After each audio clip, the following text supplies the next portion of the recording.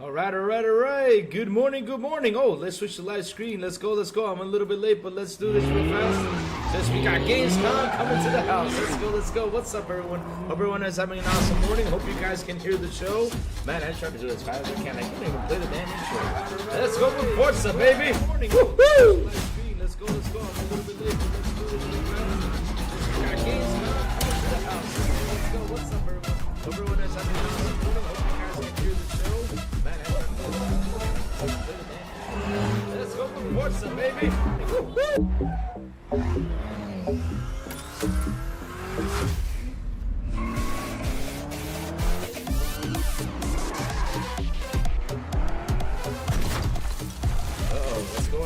What's going on?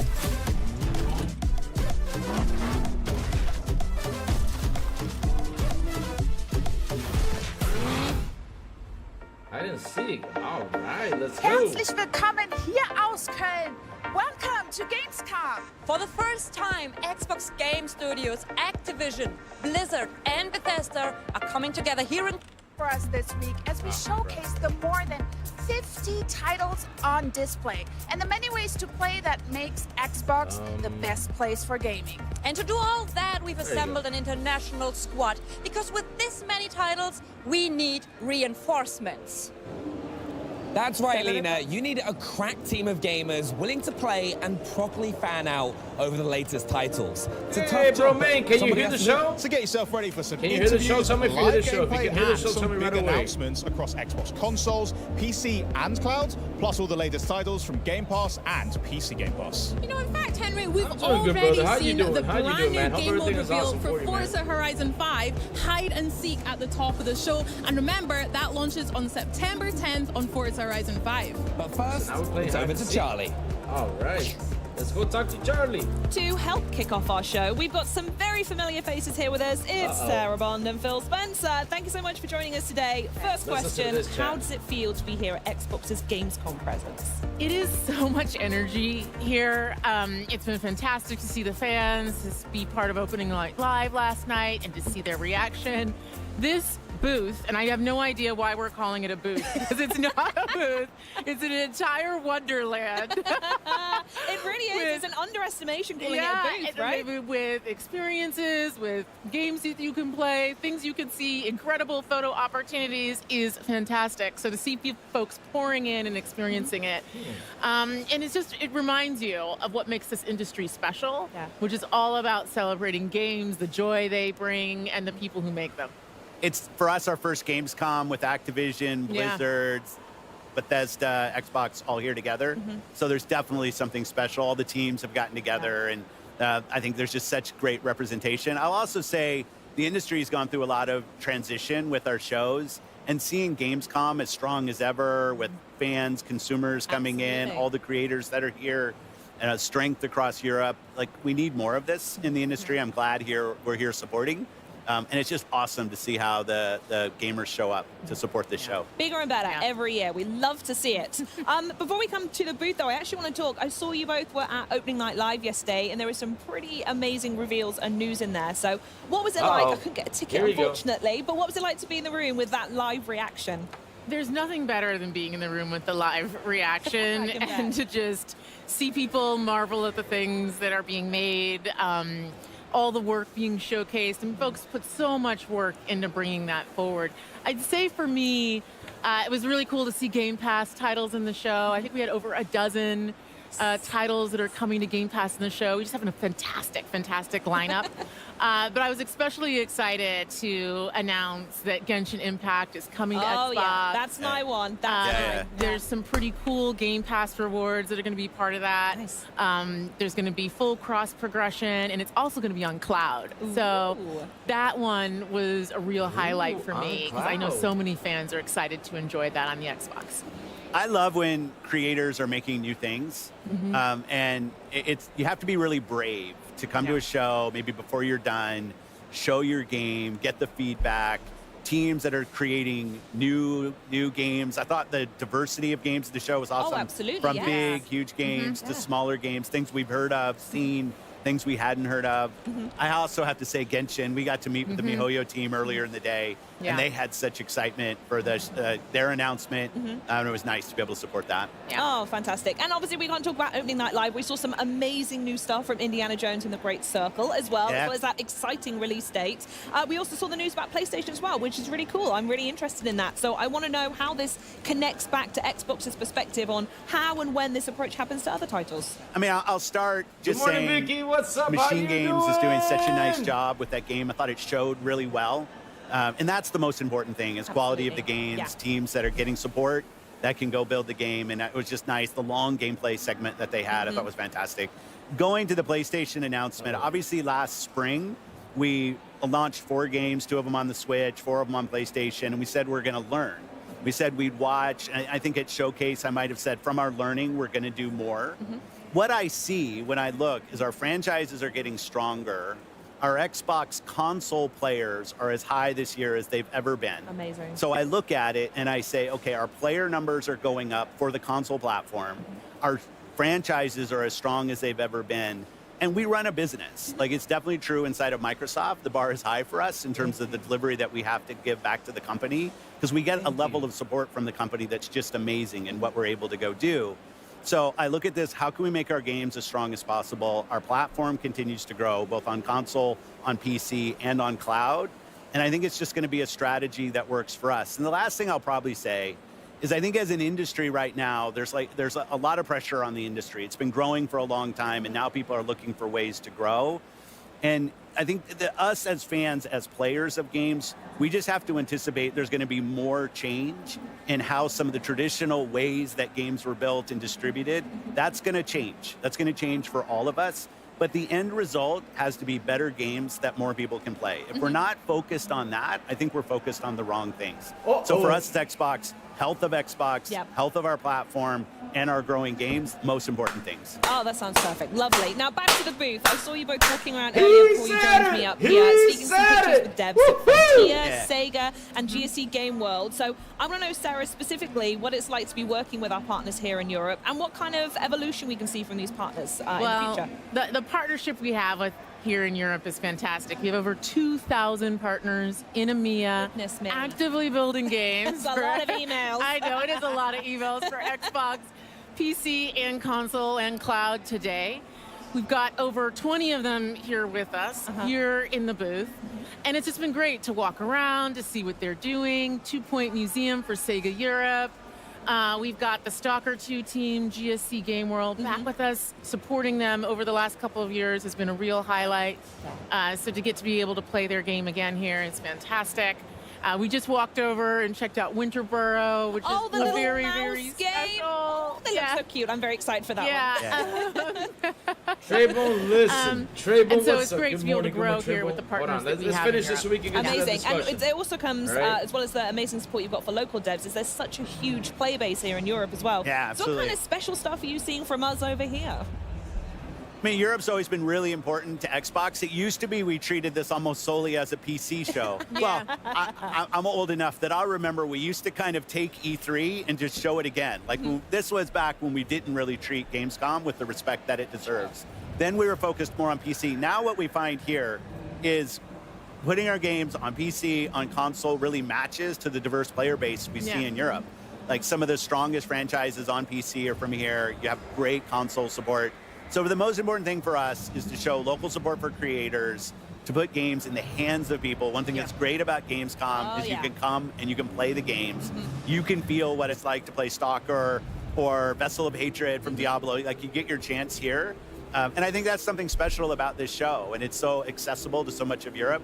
I just love that we support it the way we do. Yeah, absolutely. And with the sheer scale that it demands, as well as you were saying earlier, Sarah, absolutely. With our little city here. Yeah, the little city that we're building. We're the mayors. So I want to speak a little bit more on hardware, as we've gone over it a couple of times here. Hardware, I've not spoken to you since the showcase at all, which is criminal in and of itself. But we saw the 3 new options for the Xbox Series X and S. So I was wondering if there's a little bit more information we can share about that. Well, pre-orders are starting today. Yes, Sarah. All right, yeah, get yours in. We're launching on October 15th in select markets. And we also have some very cool accessibility options, which we're going to be talking more about later today. Ooh. And for holiday and the rest of this year, some very cool console wraps that you can get to adorn your console as you may choose. Christmas list sorted then. Thank Yes. you very much, Sarah. Okay, console options done. We're going to hear they'll be coming just in time for Call of Duty Black Ops 6, which is amazing. Cannot wait it for looked that. so good last night in the show. Yeah, oh my Fantastic. goodness me, it was just the campaign silence. from Raven, I thought was just awesome. Oh, absolutely fantastic. Talking of games, I do want to know though, what are you going to be playing? Is there anything you've got your eye on? Last year we spoke about Brotato, yeah. and I wanted to give you an update and everyone at home that I have now 100%ed Little Kitty Big City, and it is quite possibly the greatest game of all time. But yeah, is there anything on your backlog that you need to catch up on, or anything coming up soon you want to dive into? Well, the Game Pass lineup is making the backlog extraordinarily long. Unforgivable. And it's getting even better this year, both on console and PC. Yes. We've got Aura coming. We have Age of Mythology, Flight Sim 2024, which looks incredible. Oh, yeah. Black Ops 6, of course. Indiana Jones, Stalker 2. Like, it's all like, what, every month there's something pretty amazing. It's a lot of games. There's a lot of games. We like games around here. But I would say, from a personal perspective, super excited for Diablo 4, especially because my father is probably the biggest Diablo fan. So Vessel of Hatred and that coming up. Yeah, the fact that Vessel of Hatred is coming up is pretty big in their world. And then I am excited to play Genshin Impact on Xbox, and particularly to check it out over the cloud. Yeah, very good. We'll have to duo for that one. That sounds grand. Same Yeah, love it. here, I'm with Perfect. you. Phil, anything for you? Well, P3 on Xbox Live, people can see what I'm playing. A lot of Diablo 4 right now. My rapid fire rogue is L100, all my glyphs to 21. Yeah. Having a good time with that. I mean, I just love the game, playing with my friends.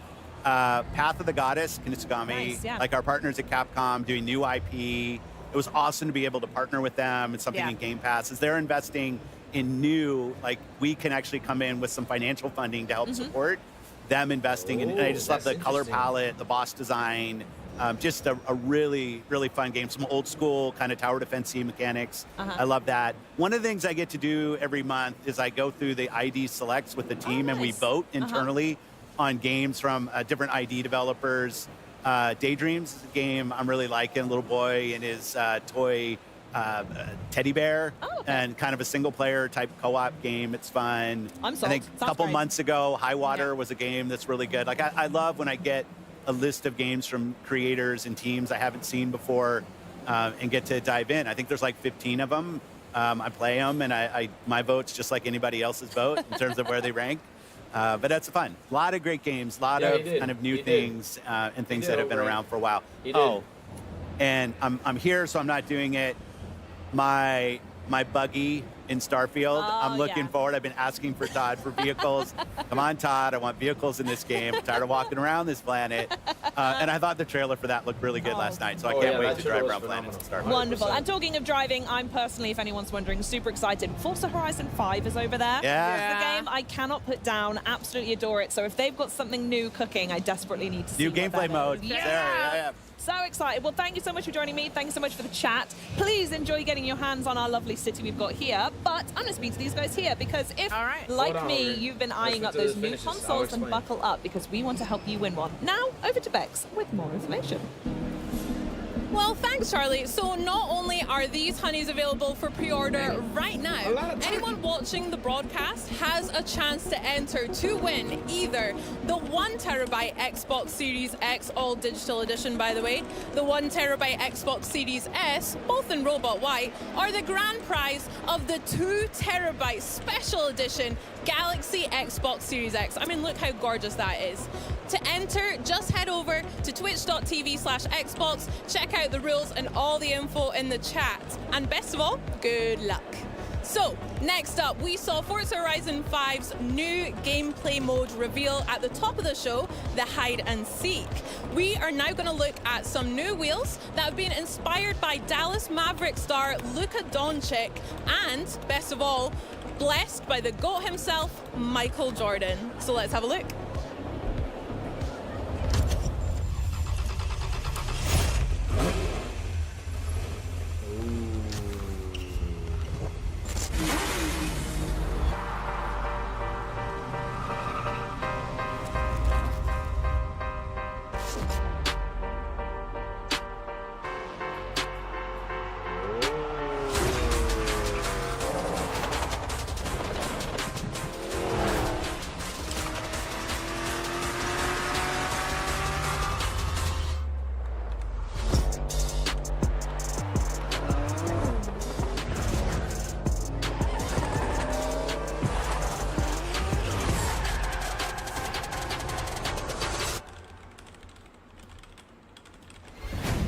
Hello, everyone. It is an honor to be here at Gamescom, representing the incredible work of our teams around the world.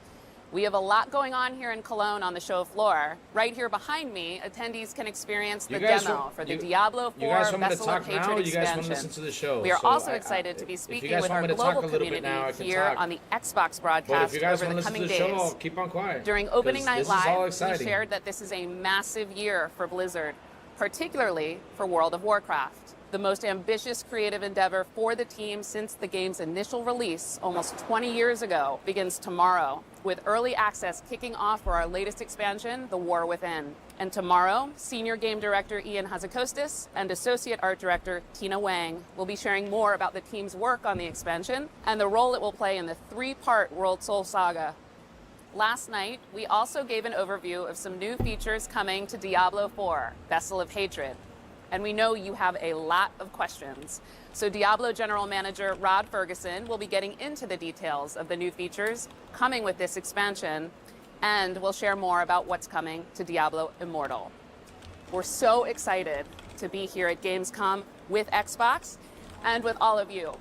Gaming is at its very best when we share our experiences, and on behalf of everyone at Blizzard, thank you for being a part of our legendary worlds alongside us. Now, before I go, I want to leave you with a parting gift from the Overwatch team. The origin story for our latest hero, Juno, now available in Season 12. Enjoy. Juno!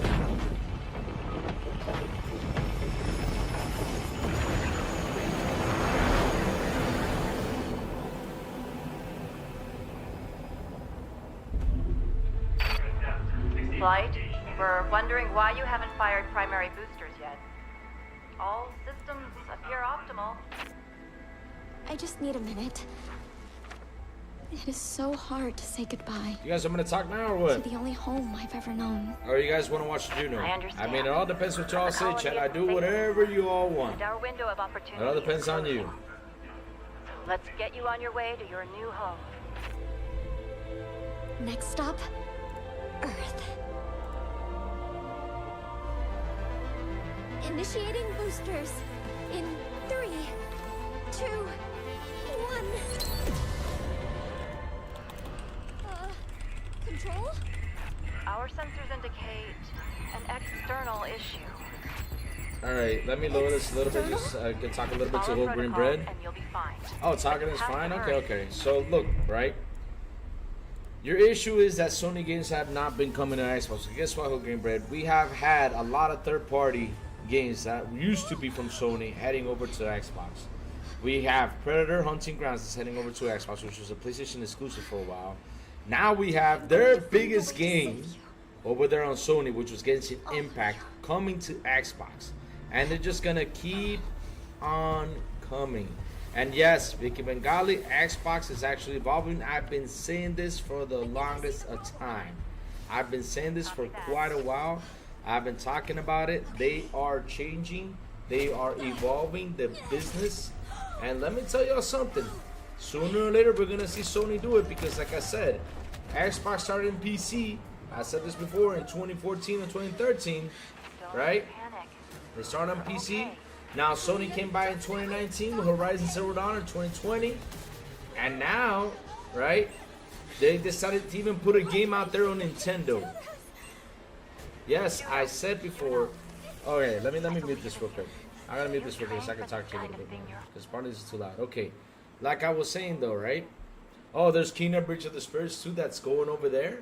But look, Whole Grain, those games are gonna come. You just gotta be patient. You're gonna see that they're gonna come. Just be patient. Sooner or later it's gonna come, and when it does, we're gonna be like, oh damn, what happened over here? Remember, we've been saying it for a while. We've been saying it for a while, and a long time we've been saying, hey, PlayStation do PC day and date. And everybody was saying, no, they're not going to do it because of the hackers and blah, blah, blah, and all this stuff, and yada, yada, yada, yada, and all this stuff that's been going on, right? Now PlayStation changed its mind and decided to do day and date. So yes, man, just relax. You'll see. They will come. No hurry. No hurry. And Gogo Poe makes a good point there because that's another game that is on Xbox and it's Sony. Yes, I know you're going to say, but MLB was the one. Okay, But there is an article out there that was written by the guys in GameSpot where Sony said it was a good thing that MLB came over to Xbox. They have made their money. This is what Sony said with his own words, not anyone else. All right, so let's see.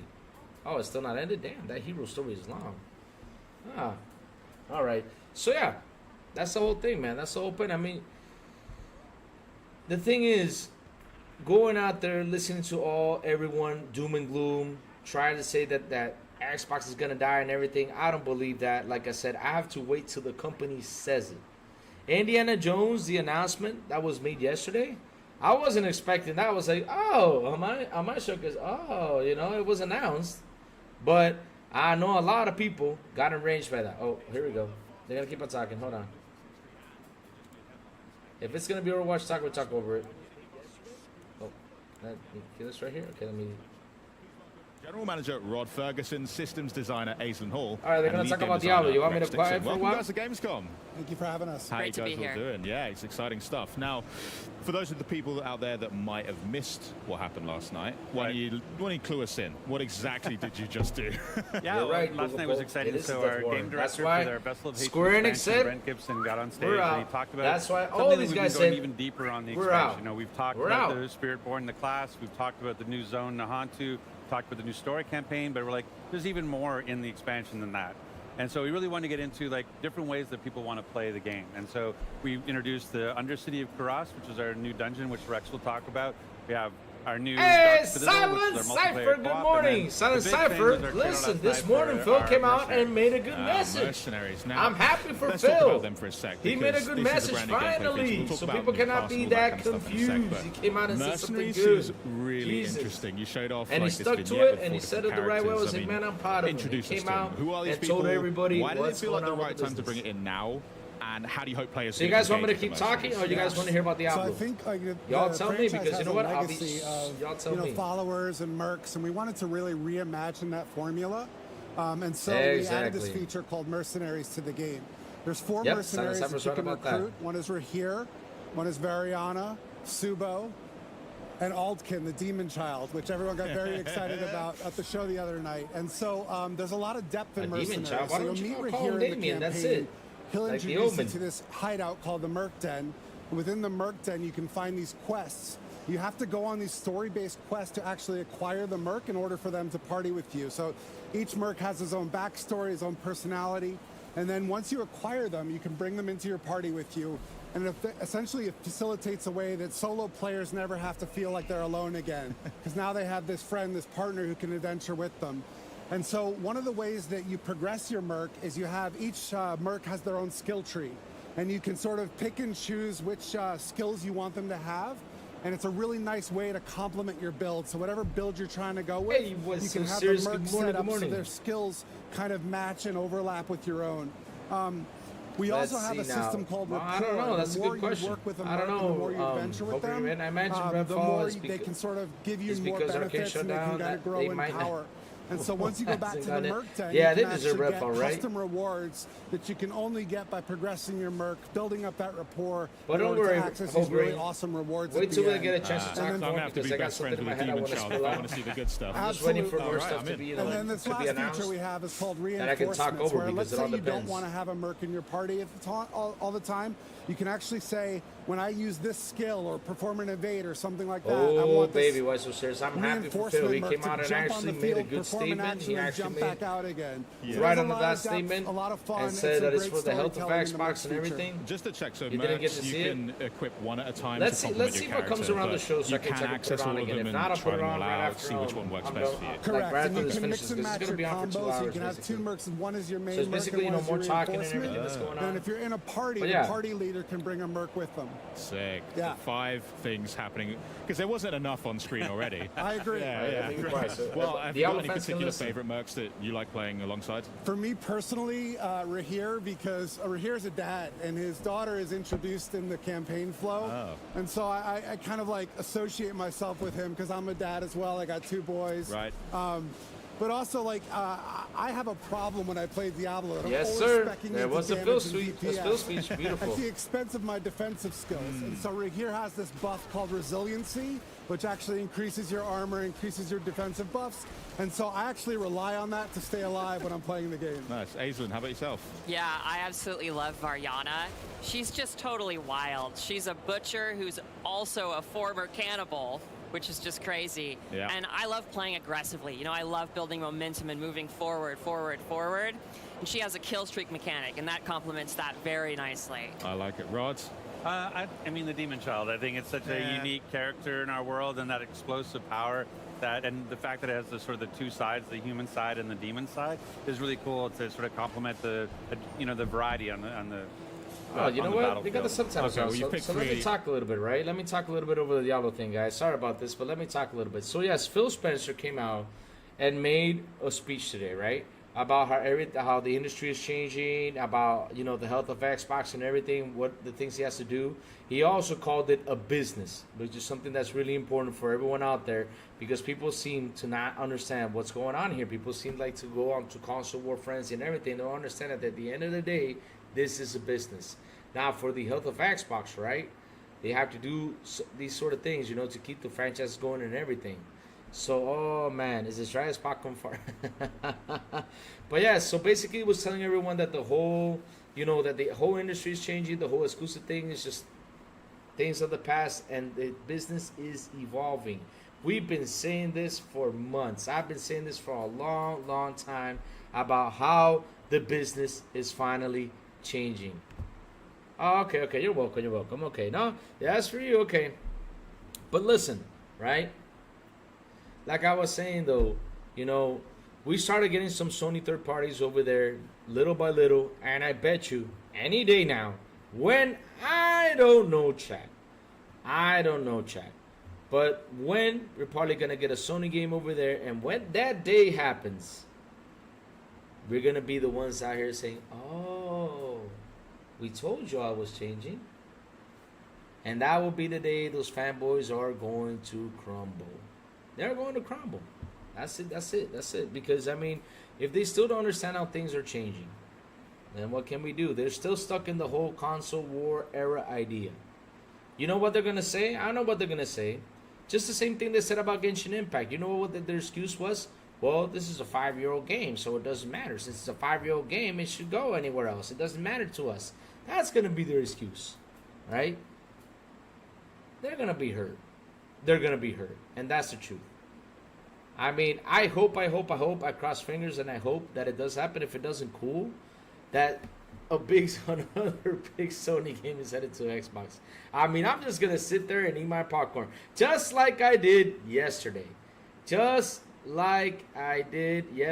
I did was sit there, eat popcorn. I saw a lot of fighting out there. A lot of people getting into arguments, debates, stuff like that. Because, oh yeah, let's join the resistance. Everybody against Xbox. I'm like, what resistance? What you talking about? I mean, what's going on here? I mean, when I saw that, I was just laughing my ass off. I was saying, what's going on with this stuff, right? What's going on? I will say this, historically, PS has pretty much followed Xbox every step of the way with features like dashboards, apps, paid online network, achievements, cross-game chat, to even PC releases. There you go, Sin. You're actually spitting out facts. They just do it much further down the line, like now releasing games on PC, them now dropping a game on Switch. It's just another base steps towards the inevitable. I said that this morning too. I said that too, that Sony even put a game on Switch. And listen, I have seen,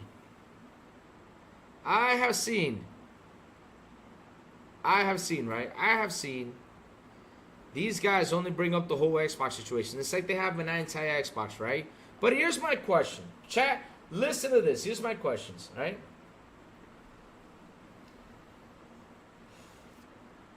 Louis, some folks that held the line previously were willing and blowing in the wind yesterday. Yes, it's true. So, chat, here's my question. What is a bigger platform? What is a bigger platform than Xbox, right? Is PC a bigger platform than Xbox? Is Nintendo a bigger platform than Xbox? Simple and easy. Those are my two questions. Who is bigger than PlayStation and Xbox, right? Combined right now. PC and Nintendo, right? So Sony putting their games on PC, right? What does that tell you? They open up to another platform. Sony putting against Nintendo, the console that is beating their lifetime sale on PS2. It's kicking their ass. They just put a game on their console. On their console.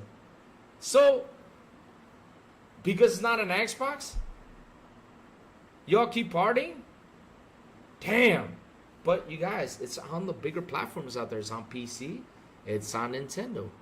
Will it come to Xbox sooner or later? Probably so. When it comes, hey man, I'm just going to be laughing. I'm going to be one of those guys laughing and say, hey, what did I say? I've been telling y'all this is going to happen. I've been telling y'all. Phones are the biggest NPC. Well, phones are, yes, T. You're right. Me fart? I wish I fart, but no, I don't fart here live. I don't. What was this guy's name? There's a YouTuber out there. You know what he does? I'm not joking you. He literally does this. He stands up. I won't say his name because I don't say names, right? He stands up, right?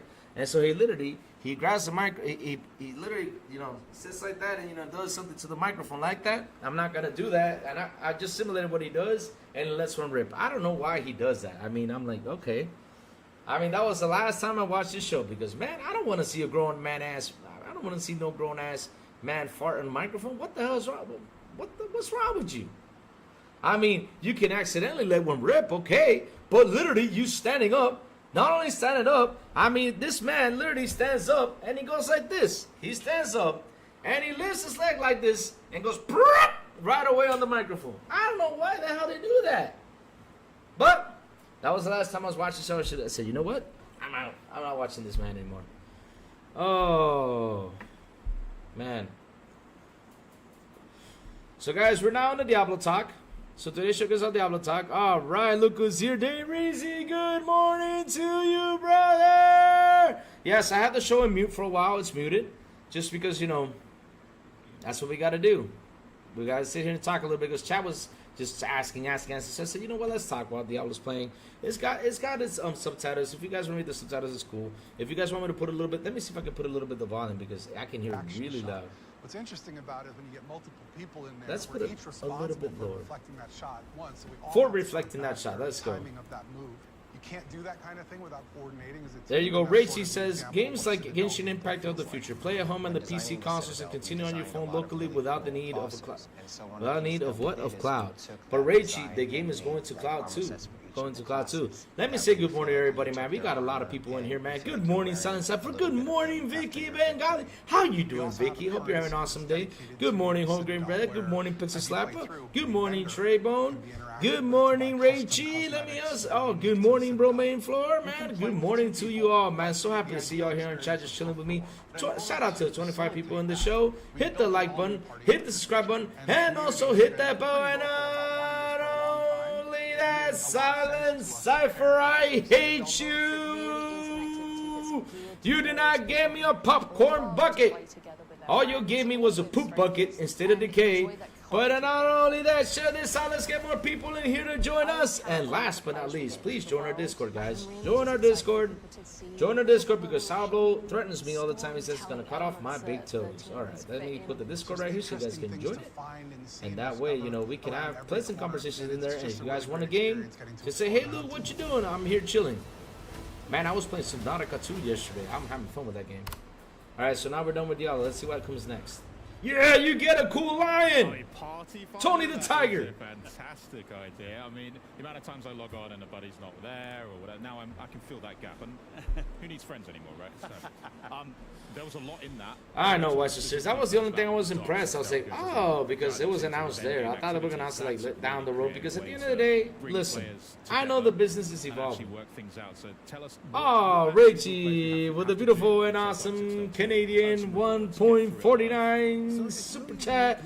He says popcorn. Yes, popcorn. Let's go. And we're doing more in Vessel of Hatred to push players since I picked up. And then into the end game.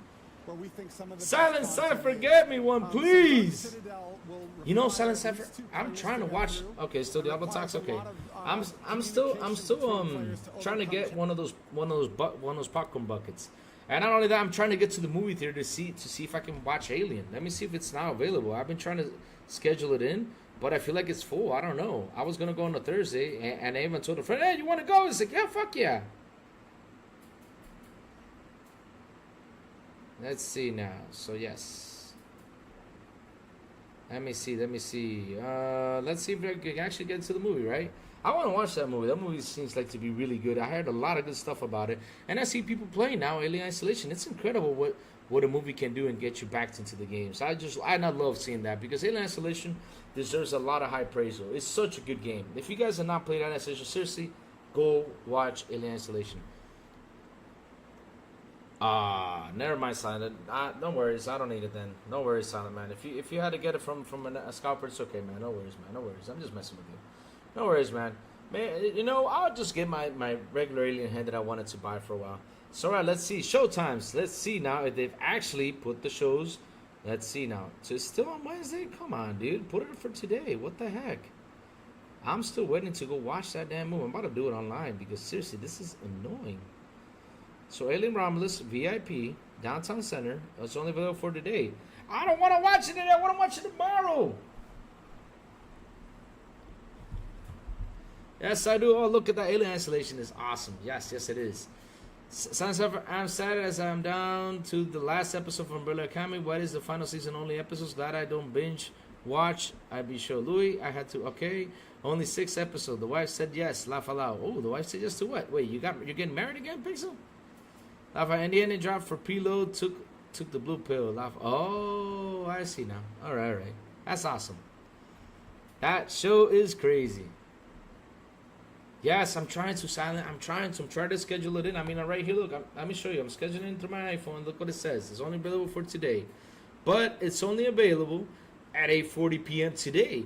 Now, if it was available at 9:40, I would tell you guys the next day, hey, guys, I got to go to the movies. The hell with y'all, I'm leaving. No, I'm just kidding. But, yes, I mean, if I could have got it 9:40 or 9:30, I would go in and watch it. But, no, it's only available for 8:30. So let me see if I can actually get it. Oh, man, look at this chat. This chat is looking beautiful. Oh, did I drop in the Discord? I guess I didn't. Let me drop it in. Here you go, guys. You can join our Discord. Man, look at that. Look at that Diablo. Wow, everybody gaming on PC.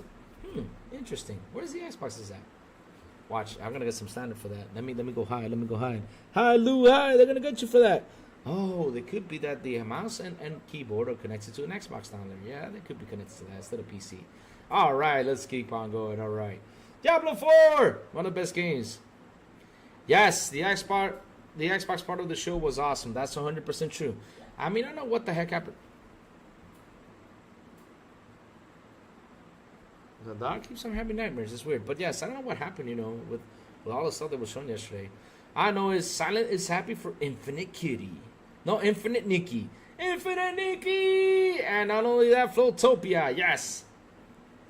Diablo, the traditional PC game. Laugh out loud. Yes, it is. It is a traditional PC game. I remember one day I popped in Diablo 2, and that was when my work PC. All those damn times, all I did was play Diablo 2 on PC. That's what I did.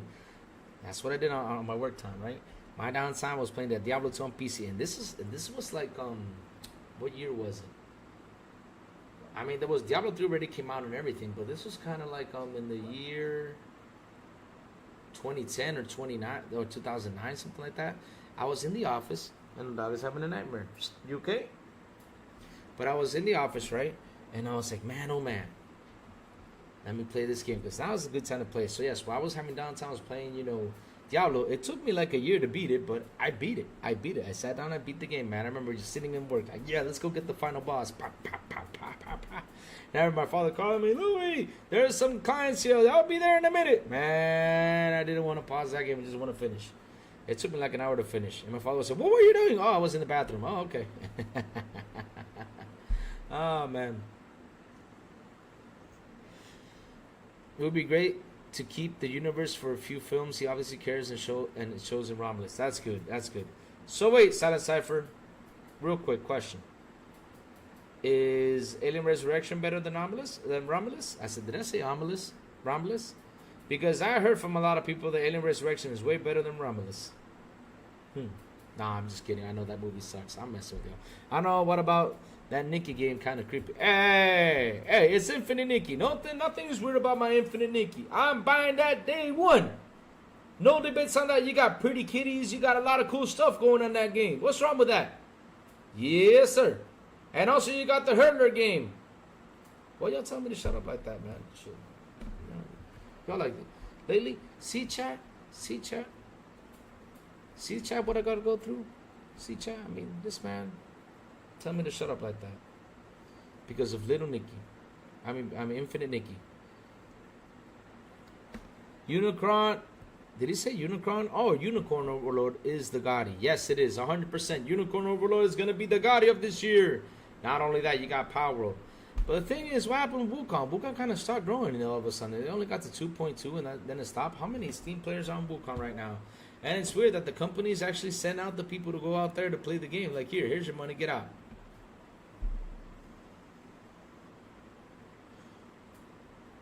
Oh.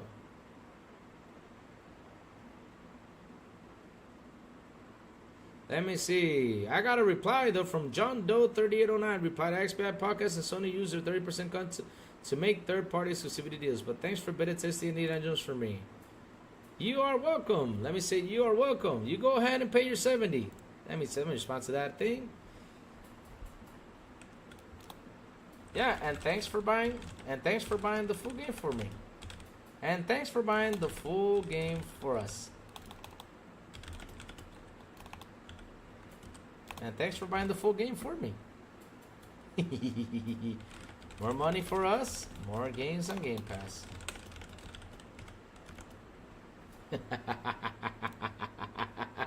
I don't understand why they come around and try to troll me like that. You're not gonna win, because I'm always a happy-go-lucky guy. I don't care what you say. I'm just gonna respond with the right thing. Let's see now. That's supposed to be for girls, but does prevent but be behind it. Hey!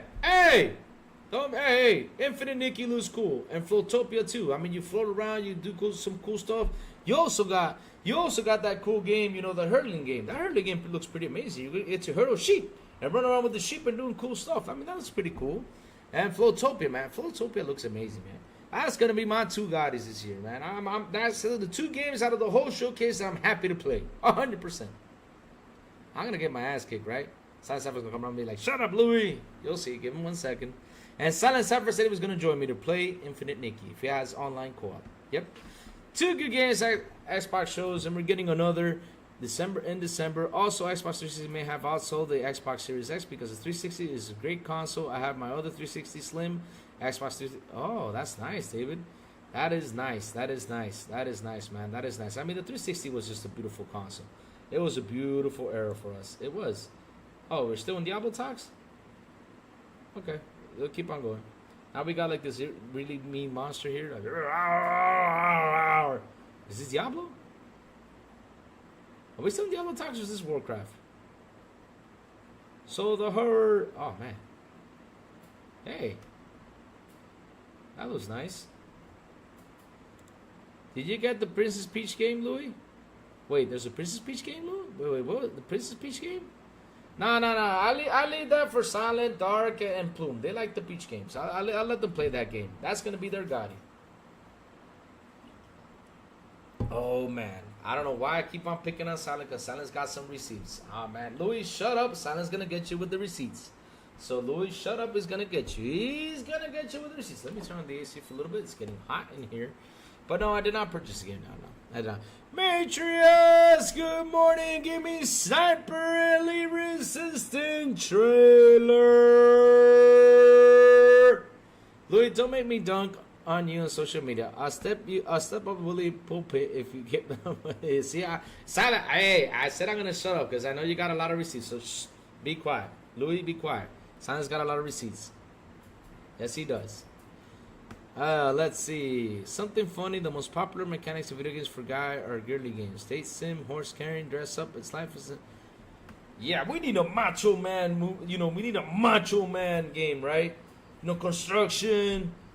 Hey, we're actually getting the John TJ game, Forklift Simulator. Oh man, John T is gonna say F you. You'll see. He's gonna tell me, F you, Louis. Yes, we're getting the John TJ game called the Forklift Simulator. Yes. Man, I'm telling you, John T is gonna gotti that game 100%. He's gonna get 100 in that. I mean, 1,000 in gamer score and everything. I mean, he's a pro at that. Oh man, gonna kick my ass. Oh, Game Genie. Trayvon, don't be bringing that thing. Trayvon, that's a beautiful thing. Who does not love Game Genie? I mean, Game Genie is one of the best things out there. And guys, guess what? We are close to 1.6K. So hey, hit the like button, hit the subscribe button, and also hit that bell. Not only that, share this out to get people in here. Come on, let's go. We're close to 1.6. Let's go. Let's bring it. And then we gotta reach the 2,000 mark. And I know. We're gonna reach it. We're gonna reach it, chat. I can't imagine one day this show having 1,000 people in here. I don't know how am I gonna catch up, but we will have a lot of fun. Nah, it hasn't really. The beta release is releasing in September, son. Cypher is releasing in September. Yeah, I had a couple issues that were beta testing it, but yes, let's see what's gonna happen with test drive along the way. Woohoo! Let's go. Yes, and we're still. Hey, just Mandalorian Martin, what's up? Now we're in Diablo Immortal. Mandalorian, what have you missed? Nothing. Louis, tonight gonna be crazy? Well, Plume, listen, since it's gonna be me and you, right? It's gonna be me and you tonight. I have not done the show yet. I gotta do the good, the bad, and the ugly. I gotta sit down and do it. And what we're gonna do is I don't know how I'm gonna do the show today, but it's gonna be messy because we're gonna have a lot of conversations. It's gonna be a little bit crazy. We're gonna have a lot of fun. It's gonna be a crazy thing because what we saw yesterday on Twitter was just crazy stuff. I mean, I was like, what the heck is going on out here, man? Louis, still hope for Resident Evil review. Yes, I am still with you. We want Code Veronica to come out. Let's go. Oh, man. But I'll be honest with you. If Xbox was not on the Jeff Keighley showcase, it would not have been a good showcase. I mean, literally, okay, right? I'm not a guy that just sits there and says, oh, this sucks, this is awful, this is anything, right? No. But Xbox announcements was really the thing that made that show look good. Because then the rest, for example, you got the Infinite Nickies, you got the which, listen, I'm not saying they're bad because I haven't played it. I don't know what's it about, so I don't want to to throw it down on the ground. It might be a good game, might be a bad game. I don't know, but basically that's all they showed. I mean, that's basically it was like a lot of anime type video games, which is cool, no problem. I mean, that's a lot of people like to play those type of games. It's awesome, but it was just a lot of it, I was expecting a little bit more, like more stuff. For example, it's like lately he just doesn't have anything besides that. But let's see. Maybe it's those type of games he likes. And I was, to be honest though, I was actually expecting like OD to be announced yesterday, but what can we do? Louis Fall is coming soon. I wish we got a. What would you want a Louis Fall? No. Don't at the fall, because games like Babylon Fall and stuff like that have a bad thing to it. Don't add Louis Fall. Redfall had something bad to it too. So don't add the fall on Louis. Just say the what is it? What did we call the game? Silent Cypher? You know what we call the game. Jonas the Dad, the man from Oregon, the man who knows how to play Oregon Trail. He hunts for buffalo and shoots for. What else do you do? You ride the little horsey thing? Yes.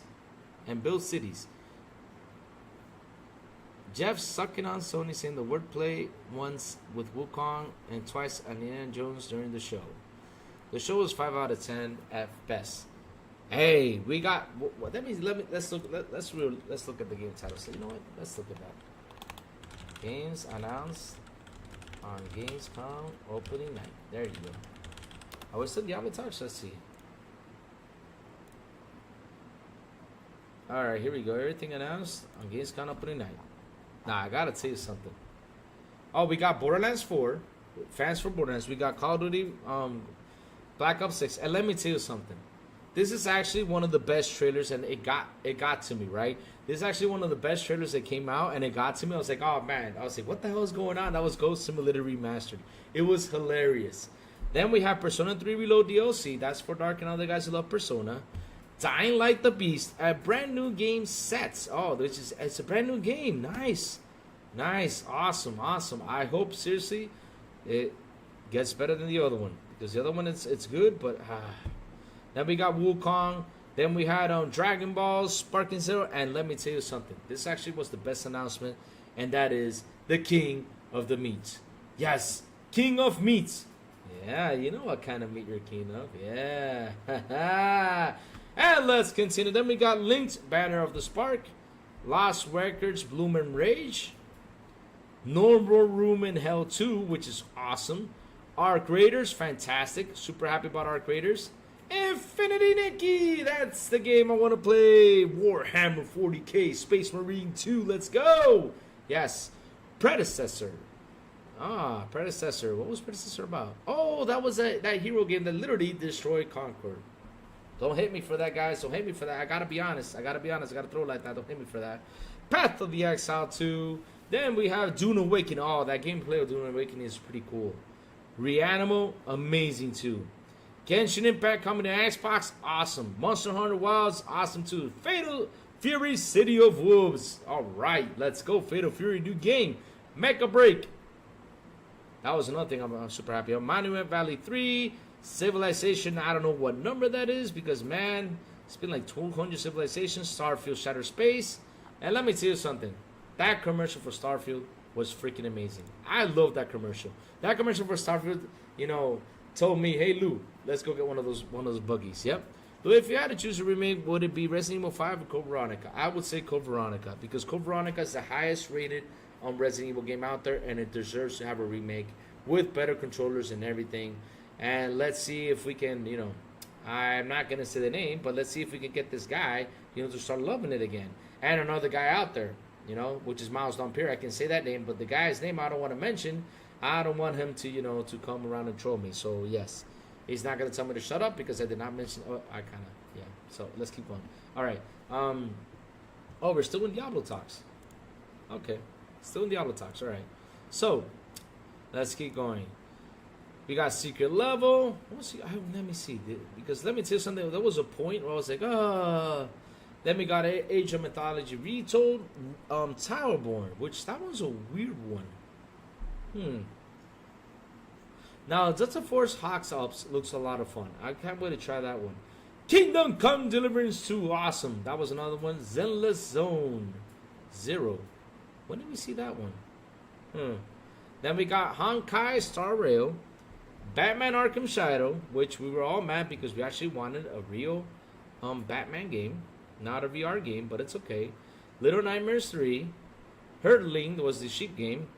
Masters of Albion looks like a lot of fun. Masters of Albion, I want to check that out.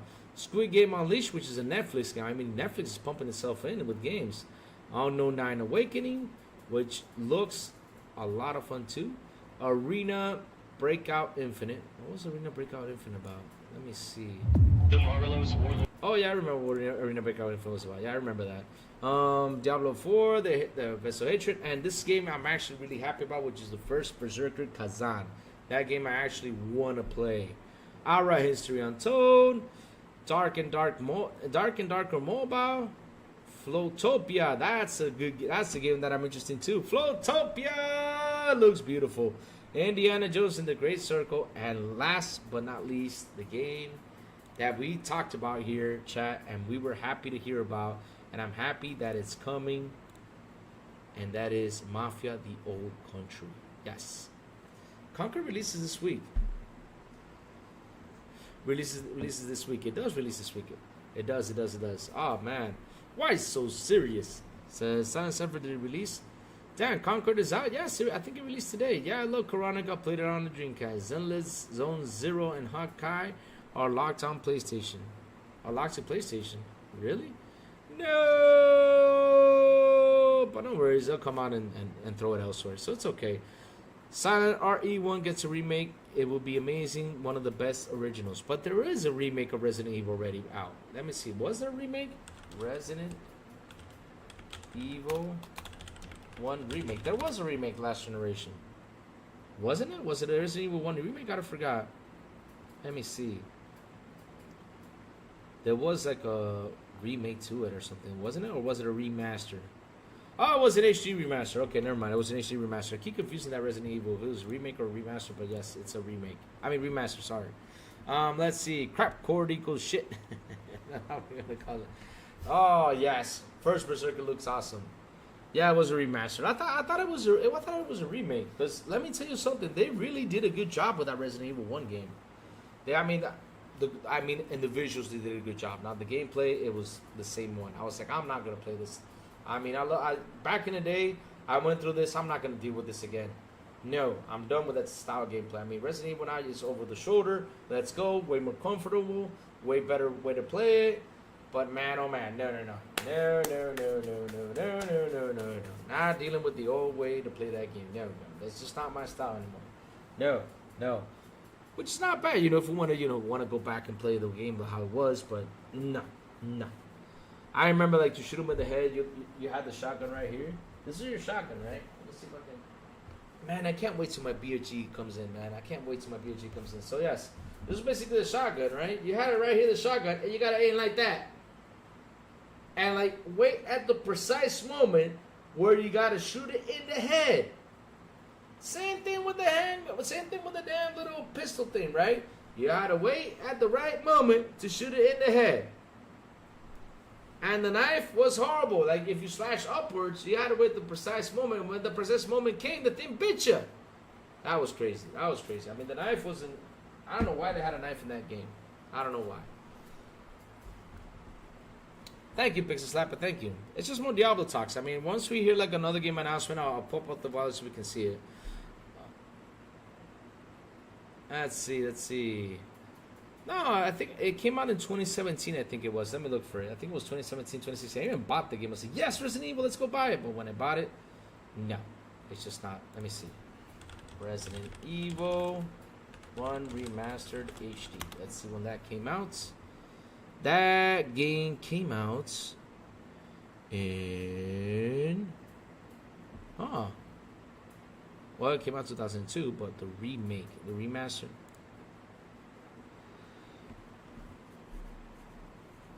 When did that come out?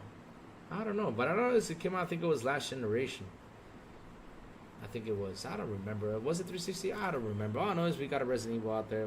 I bought it and I was like, yes, Resident Evil. But when I played, I was like, no. Why'd I waste my money on this crap? Let's get Rebecca Chambers back in action.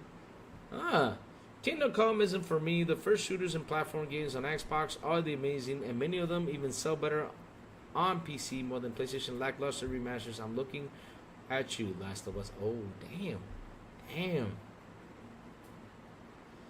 Matrios asking, Mafia the Old Country looks good, but will it be a Game Pass game? I don't think so, because remember, it's owned by, it will probably be down the road, but it's owned by 2K, so 2K is not like in the whole subscription thing. So let's see. I mean, if it does come, awesome. If it doesn't, what can we do? But I'm happy it got announced, because we were actually waiting for a damn Mafia game. We were waiting for one. I'm happy it's coming now. Let's see. Yesterday they showed us Superior Concord. I don't remember the name. I'll tell you what the name is real quick. I have it right here because we looked for it. And it's called, that game is called, let me see where it is. Man, I gotta set up the show today. There was a lot of things announced. Let's see now. What is the name of the game? Dun, dun, dun, dun, dun, dun, dun, dun, dun. That's the name of the game. That game was called, where are you, game? Where are you? Come on and show yourself. Okay, it's called Predecessor. Predecessor is the game. It had Liu Kang, it had Johnny Cage with big arms, and it had Goro with just upper arms. So that's it, yeah. I'm just kidding. Didn't have any Mortal Kombat characters. Just wanted to add some. Oh, wait, this is fun. Hold on. Let me raise the volume on this one. Hold on, guys. This is fun. Hold it quick.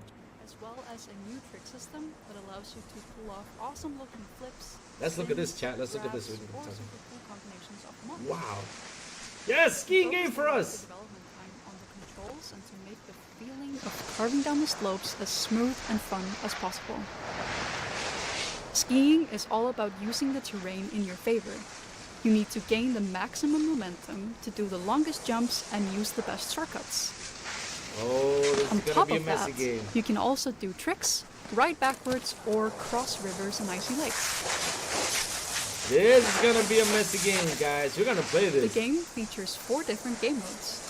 The online multiplayer racing mode is all about crossing the finish line first. While in the team mode, you and your team members have to ride and do tricks together to ramp up the highest score and beat all the challenges. Does it have a slap mode? You can in also the pick game? each other up after a crash and place checkpoints as a group. Oh, we can crash at each other? Oh, right. Oh. I thought you crashed with him.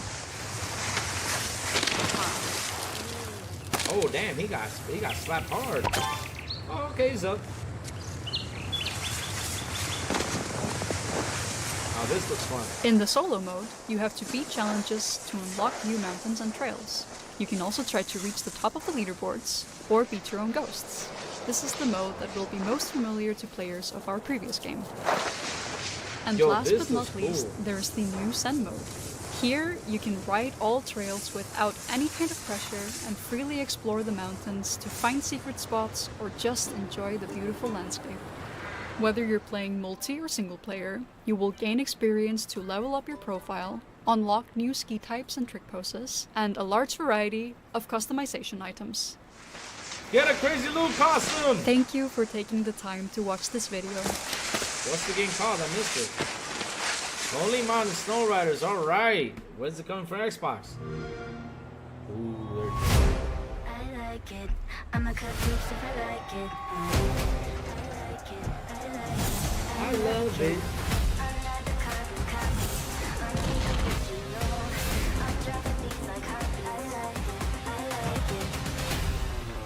That's it? Oh.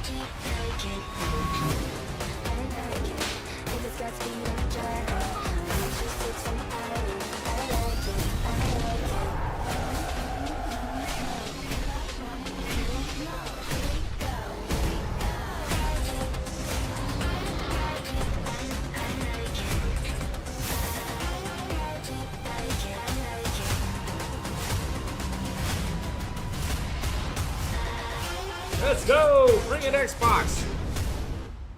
Hell yeah! Woohoo! The Xbox Game Pass hype is real, and right now it's easier than ever to join the party, especially if you play on PC.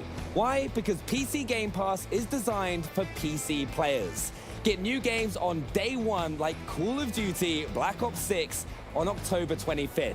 Play some of the biggest games of the year and unlock partner benefits from cool. Riot Games and That's EA a good Play. idea, Trayvon. And if you're not already a PC Game Pass member, join now and get your first month of PC Game Pass for $1 or €1.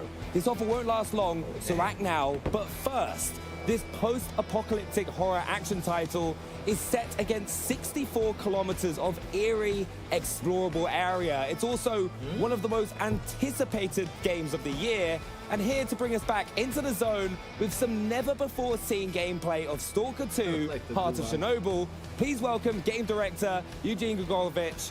Eugene, welcome to the show. Stalker 2! Thank you. Let's hear about this, guys. No, This is honestly, it is so exciting. We've got it on the booth here at Gamescom. I've been able to get hands on. I'm so excited for you to take us through what you've brought with us today. But how's your first Gamescom? The previous was a year ago when we bring our demo, which was shown just on the PC. Yeah. And today we are bringing another demo, which will launch on Xbox Series X. And from our experience, it's looking very good.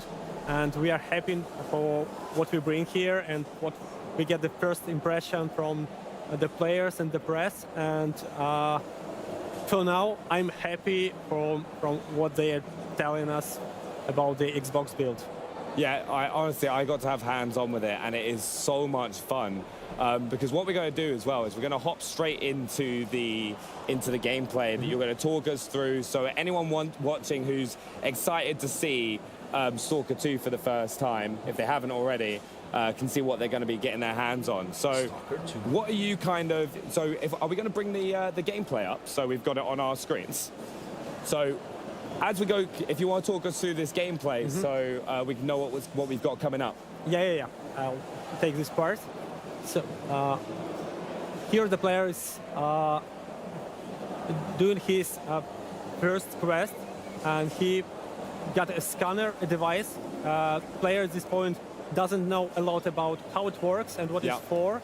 He just gets information that it somehow recharges an artifacts that's put it inside it, and that if it got successful, it's gonna bring a lot of let's say money. Maybe something else. So at this point, players don't know what is the goal of the character, why he's doing it, and he's learning the story about your character also by doing this quest line. Because this is actually the bit that they've got on the show floor here, isn't it? At the start of the game. Because I had so much fun. I get what you mean as well when you're just trying to discover what exactly it does and the storyline sets that up. But what about the combat in the game as well? Because we can kind of see our first fight here. Yeah. So it's a group of bandits. They were resting just nearby in their camp and doing their cheeky-breaky stuff. And then they saw that something happened. A wall was destroyed with a huge noise. They just turned up going to see what's happening and found you, a player, and it's amazing as well, because I found myself when I was playing this I was like the flashlight turning on and off, and like you can also like lean round corners, can't you, to kind of like engage fights from like a bit of cover. Yeah, so it's very important in this game to have a proper tactics. You should hide a lot. You should use your medkits. You should survive grenades, because AI is very pushing and challenging. They're trying to awesome. outcome you, go from other side, and it's pretty stressful. So it's a first fight. It's a very simple fight against 3 bandits, but as from what we can see, it's often lead you to several deaths. It's very unforgiving as well. And we just see as well, I found that it's like a big part of the game is like looting. So what kind of things should people be looking out for when they're looting? Yeah, so the part of the game, so while we are fighting, we are losing our resources, consumables, food, ammo, and after the fight finished, we have to get through the dead bodies' pockets to find some ammunition, maybe loot their camp to restore what we just spent, because without it, we just run out of ammo and the player would be like stuck. Because that's the big thing I have. I am very trigger happy when it comes to first-person shooters. Like, I fire way more bullets than I should. And then I found myself as well. I was like, I need to go check every building that I can because I need more ammo. Like, what kind of advice would you say for players hopping into Stalker 2 to spend their time in the world? So, the reason why you should discover and look for some stashes in locations is not because you just want to find some items, but because it's interesting to discover this abandoned place where was some living some time ago, and where is some story behind it. And when you are just walking around and looking for the corners, and it's beautiful there, you can surprisingly find something stashed there, because it's a Stalker stashes. They use some stashes for their next journeys, because they can bring like hundreds of thousands of kilograms. They have to make some stashes for there, and players sometimes find them, and it's often rewardable, and often it's very rewardable, because you can get a huge equipment boost by just going to some building you didn't expect to find anything there, but it could be there. That's what I found. I found myself like an assault rifle when I just had a pistol to start with. I was like exploring buildings and found that. But the game also, it looks amazing. Yeah, this is the start of a next fight. The player, we have some stealth mechanics. Yeah. So it's not very as you used to have a stealth in the game. It doesn't offer you like ability to be invisible for enemies. No, they will see you and shoot you. But at least it allows you to get slightly closer, to find better position to start the fight, and or maybe to initiate the fight with the grenade, so it would be easier for you. And then the fight is pretty challenging. Yeah. And you have to watch your hit points and your state, because you could be bleeding, and you have to use a bandage to stop this bleeding, because it's you're welcome, man. You're welcome. not. It's gonna last for long, and you're gonna lose a lot of hit points if you not stop and use the bandage.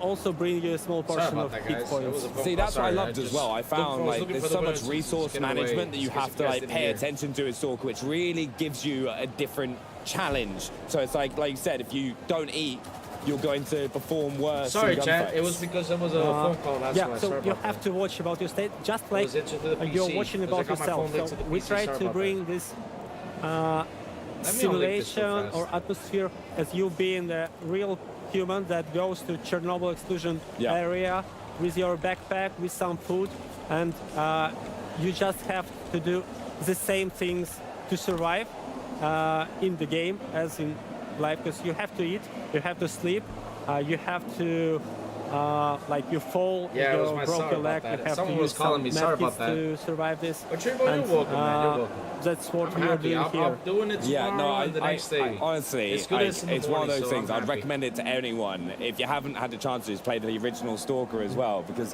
when I got to play here, you just think and approach gunfights so differently, because there is that like risk element, and some of the enemies. Like I was jumping out of my skin because there was like a camouflaged opponent that I came across in the demo here at Gamescom. And like, can you tell us a little bit more about the enemies that we're going to face? Yeah, so the zone is inhabited by different just unlike the guys. Sorry about that. factions. My bad. There are factions that came from the first Stalker trilogy, and there are new factions, and they have a story behind them of how they appear, what is their goals, and for the player, it would be interesting to uncover and discover these stories. And it's important to mention that from one walkthrough, the player won't know the whole story. Yeah. So you had to have several walkthroughs to get all these pieces together, or you could discuss it with your friend who choose some other path, and you can share the information about what you see to each other, and you uncover, oh, I didn't expect that it would happen like this. Yeah. So it's, for me, I find it should be interesting for people to discuss their experience with each other. Yeah, we also saw just beforehand, right, we can actually see the scanner going on right now. Can you talk us through this? It's echo scanner. It's a simple scanner. You just beep, and the faster it beeps, the nearer is an artifact. Yeah. You can collect an artifact just by using scanner, and at this point, player faced Bloodsucker. It's a canonical enemy in Stalker series. He has an ability to become invisible for player, and we found that from the feedback of the players and from what we see that he's doing quite challenging thing for the players, and but also it's very rewarding, because when you start playing the game and you start facing some challenge for the first time, you may die, second time you may die, but after it becomes easier for you, and at some point you become master of the game, and everything is easy for you. But it takes time to learn the game. This terrified me. Like, honestly, I was there going like, wait, at first I was like, what's attacking me? And I was like, how do I counter this? And I was like, suddenly realized there was a camouflaged opponent attacking me. It's like, I love that in this game though. There are so many challenging enemy like components, whether you're fighting bandits, whether you're like fighting these sort of enemies. And then I was like looting everything. I became like a loot goblin, where I was going into every building and just trying to find as many medkits so that I could stay alive. And there is also a lot of pieces of content just near the location. That's scary. It is not a main quest. It's often not a side quest.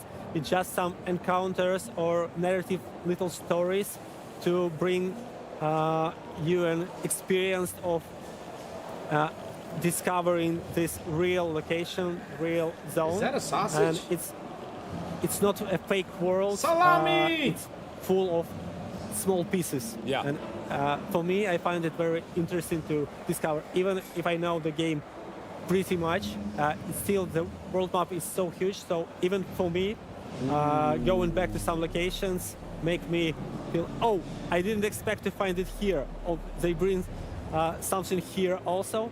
So for me, it's also like I feel the same wow effect when I discover something for me. You really get rewarded for spending that time to look around the world and kind of try and find those caches, and it's going to pay dividends.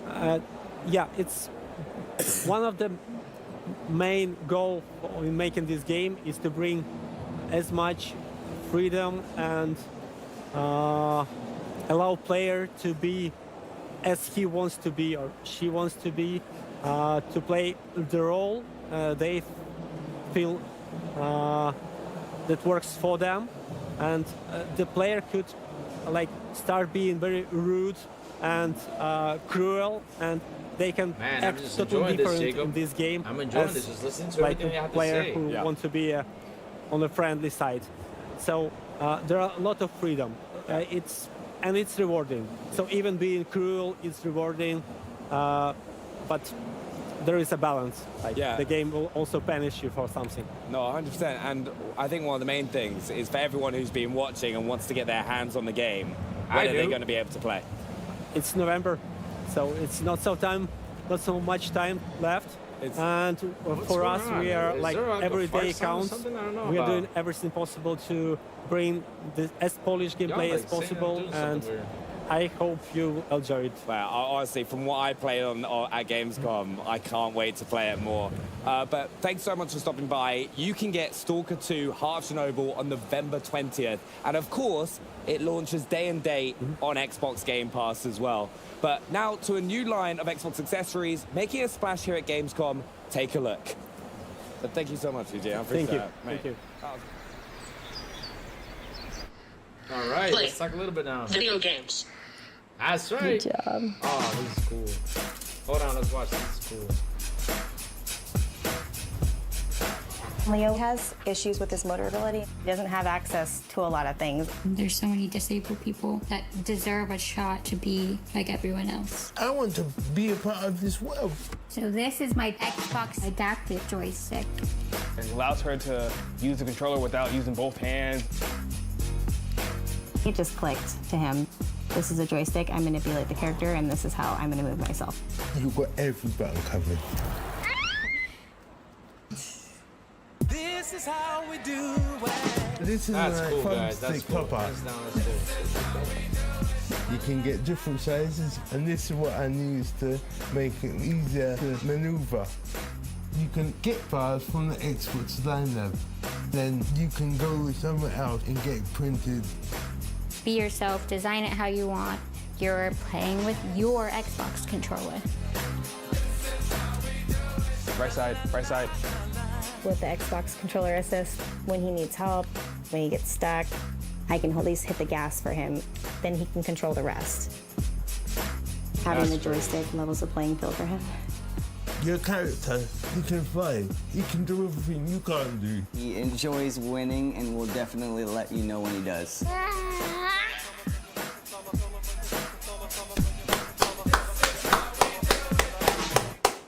Hands down to that. That's Big awesome. news for all gamers everywhere. We've got some new accessories designed to give gamers more ways to play. That's and here cool, with man. all Hands the down to details, them. please That's cool. welcome Xbox Principal Designer Chris Kujovsky and Senior Accessibility Product Manager Caitlin Jones. Welcome to Gamescom.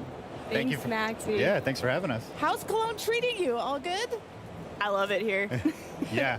Amazing. First time in Gamescom. This is pretty exciting. Oh, wow, first time. Yeah. Okay, the full week ahead of you. I can't wait for you to see it. So I can't believe the Xbox Adaptive Controller launch is 6 years ago. But you didn't stop there. So what's new in the world of gaming and accessibility? Yeah, thanks, Maxie. Oh, I so, want that shit as you too. saw, This we is my just outfit. It announced our looks cool. Xbox Adaptive Joystick. It's a wired controller that is designed to be a companion for our Xbox Adaptive Controller as well as other Xbox controllers. And that will be available That's to cool. customers in 2025 early on. Awesome. In 2025. 2025, that's awesome, guys. As well as our Xbox Adaptive toppers that you can create with Xbox Design Labs. And these are really great, I think, question. especially for Sony has players one who out might there, I have some think. difficulty But using the that's awesome, thumbsticks though. on their controllers. They can choose from different shapes, customize the sizes, the height, and the 108 width, Dragons, and what's up? attach them to Good their morning. adaptive joystick as well as their Xbox Wireless or Elite Series 2 controller, and really customize the way that they interact and grip with those thumbsticks on those controllers to meet their unique needs. So overall, we're just really excited to continue to expand the ways that players can play the games that they want to play and also how they want to play. But it doesn't just stop with our Xbox accessibility offerings. We also have some really fantastic partners through our Design for Xbox program, including BioWave and 8bit2, who are also announcing some exciting accessibility news today. And with everything in your line of work, the feedback from the community is crucial. And the gaming and disability community was also instrumental in feedback for creating the joystick. Can we hear more about that? Yeah, that's a great question. And certainly at Xbox, we are firm believers in the saying nothing about us without us, meaning we do not create accessible devices or features for the disability community, but rather we need to create them with the disability community. They are collaborators and they're the experts in their own experiences and needs. So from very early on with the adaptive joystick, we had our disability community be hands-on with early designs and functional prototypes, and I know Chris will share a little bit more about that on the hardware design side. Oh, that's awesome. But even That's from a awesome, by the software way. I'll perspective, try- you know, we really I'll heard from try, our brother, to players join that you they on that wanted episode. I'll try, one, you know, an affordable to be there with joystick you for their guys on the adaptive chat. controller, so they can I'm easily gonna try find to. that I and have can't that as promise a 100%. resource Let's to see what them. happens this weekend, But but I also will something try that to fit in 100%. You seamlessly said with 8 their p.m. I'll try existing to be there setups. 100%, brother, So but it's we gonna be knew it was interesting. I wanna see important what to create you and something Paris that have was to say, highly brother. That's awesome. That's awesome. Thanks for putting customizable. that You in can here. remap all Let the me put that buttons on the schedule. joystick. You can create different profiles. You can connect it to your Xbox Adaptive Controller for a full adaptive setup, but you can also use it without your Xbox Adaptive Controller. You can plug it directly into your console or PC and use it alone, or employ Xbox Controller Assist to link it with another controller and kind of play that way. So all in all, the disability community's involvement is absolutely critical welcome, in man. You're everything welcome. that we do, and You're we're welcome. And so thanks for grateful to announcing have that, them brother. as Seriously, thanks for co-collaborators, announcing that. designers in these processes. So many options. So how did the community feedback inform the final design of the adaptive joystick?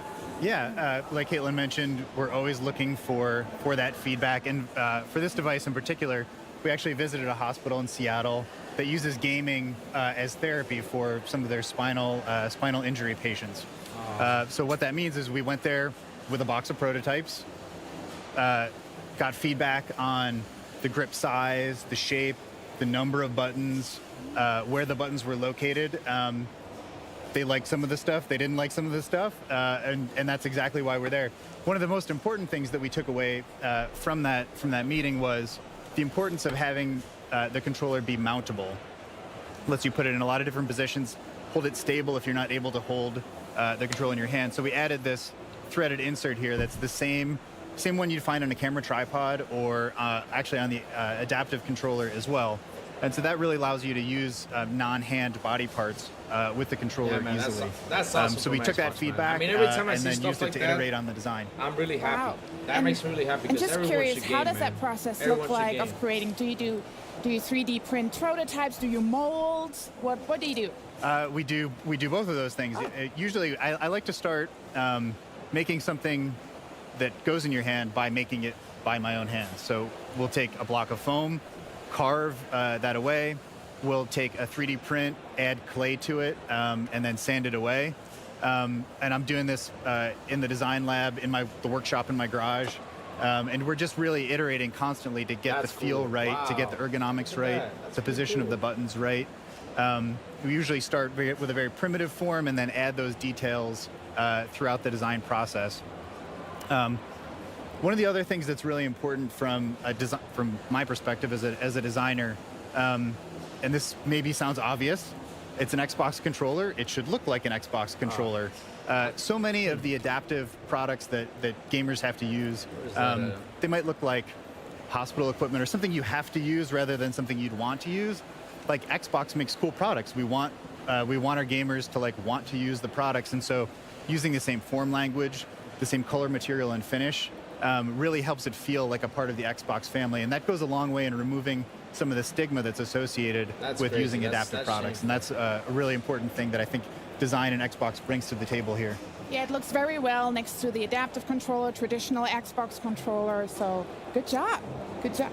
One question. So I heard the rumor that the idea of the 3D printable topper files came from an internal hackathon event. Is that true? That is true. Very similar to the Xbox adaptive controller years ago.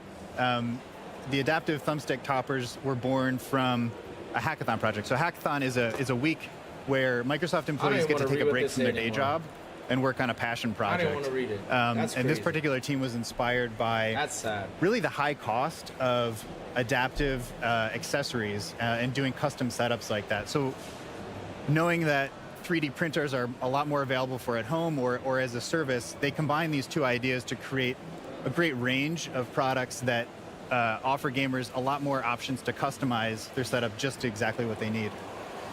And so much goes into the creation of these accessibility offerings, and especially what did the development for the 3D printable files for the adaptive thumbstick toppers look like? Who did you work with? Yeah, very similar to the adaptive joystick and all of our other accessibility offerings. We, again, partner directly with the disability community, specifically a lot of hospitals and gaming accessibility charities that were doing a lot of 3D printing work. So we worked with them directly and kind of just asked, what are the most common shapes and designs that you all are creating or that you find work best for your players, and that's actually what informed the final 6 shapes that we have available today. So very direct, working with them and getting that feedback. Something that we also learned, though, by working with them is that, not everyone needs a full-on adaptive setup. Sometimes just minor modifications to how you interact with your thumbstick can be the difference that allows someone to play longer, more comfortably. It can also be the difference whether you can play all together. So, based on that, we did want to create something that was available, discoverable, and easily customizable for customers, because through working with our disability community, again, more and more learnings nonstop, always coming in. We did learn that, not everyone has access to easily connect with these hospitals or these more tech-savvy maker communities or charities that are customizing these designs and printing them. And also not everyone at home knows how to 3D model and customize their own shapes at home. So with the Xbox Design Lab platform, it's as simple as picking your shape, using sliders to adjust the height and the width of those shapes, and you're given a free 3D printable file that you can then take to a printer. If you have access to, you can use a 3D printing service, and it's as simple as customizing from there with no 3D modeling knowledge required. I love that. But what I love more is that you not only support the community with creating accessories, you also support partners, third-party developers in bringing their designs to life. So can you share about a little bit more who you're partnering with? Yes. And I will say I am just personally so grateful and excited that we do have so many Design for Xbox partners who are just really committed to making gaming for everyone. Some of the specific partners that we've been working with recently on the accessibility front are BioWave. So back in May, they announced their Proteus controller, which is a modular controller that allows you to really build your own unique setup that works best for you. And very exciting today, that controller is now available. Wow. In addition to BioWave, 8-Bit Do is both announcing and available today their Lite SE wireless controller. Cool. So all in all, when it comes to accessibility, a rising tide floats all boats, and we're just excited that our players have more and more options within the Xbox ecosystem to really choose what works best for them. That's a lot of great news that you have today. So is there any place where we can look up all of the accessibility offerings? Yes, to find out more about any of this accessible hardware that we've just talked about today, you can see the Xbox Wire blog post. Or if you happen to be here at Gamescom like us, you can visit us in the Here to Help area in the Xbox consumer booth. You can get hands-on with any of the products, do some live demos. And if you're here on Friday, you can see Caitlin in a discussion panel in the community area as well. Thank you so much to both of you for coming. And also I want to say thank you so much for making our booth accessible so everybody feels welcome. Exactly. Thank you. Awesome. Thanks, Awesome. Coming up, we'll get a look at the first expansion from Starfield, find out what happens when nuclear disaster and the quaint British countryside converge in Atomfall. Man, I gotta give a hand and applause Age for of that, man. I Mythology mean, that's fans, awesome. stay tuned. I'm really happy we'll they take did a look this. at what you can expect from the And I'm latest glad in the they did it on the series. showcase But so first, people can it's actually time to sit down and explore pay attention to ARY that. 26 once again in Revenge of the Savage Planet. Stuck on a planet with nowhere to poop? The juiciest burgers in the galaxy. Nowhere to poop? What? What? Burger squirt? I smush it down my throat. Our new Ding Dong! Greetings, brave explorer. What the hell am I watching? We here at Alta Interglobal would like to welcome you to our newest venture, the colonization of space.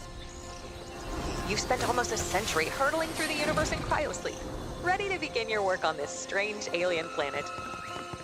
Unfortunately, changing market conditions have led us to the realization that space exploration is far too costly and unpredictable, and Alta has decided to cancel all future plans in space. I regret to inform you that you have therefore been made redundant. Your final check has been sent. We thank you for your service, and we hope you eventually find a way home. Good luck.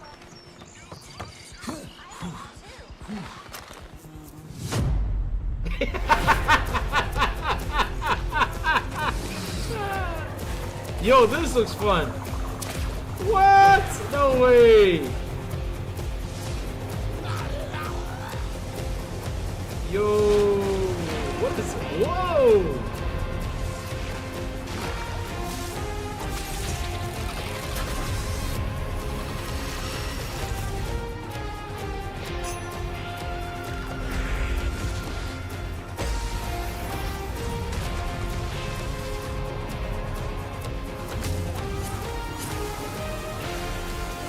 Holy crap. Local co-op, awesome. Oh man, salute local co-op, man. Local co-op. Oh man, it's gonna be great. Fire. Ah, hell no. Watch it be like a smart. Oh shit. The back phone number.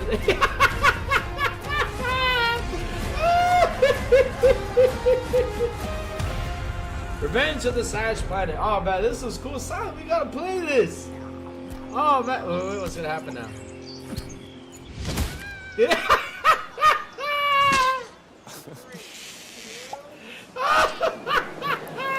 What started as a journey to the Savage Planet has turned into revenge. Oh, Here that's with good. more on what fans can expect from Revenge of the Savage Planet, please welcome producer Noemi Lecourier and creative director Alex looks cool. Hutchinson. That Thanks looks so cool. much for joining us. We're very happy to be here. Thanks for having us. Thank you. How's your Gamescom going so far? Very good. Very good. Busy. Yes.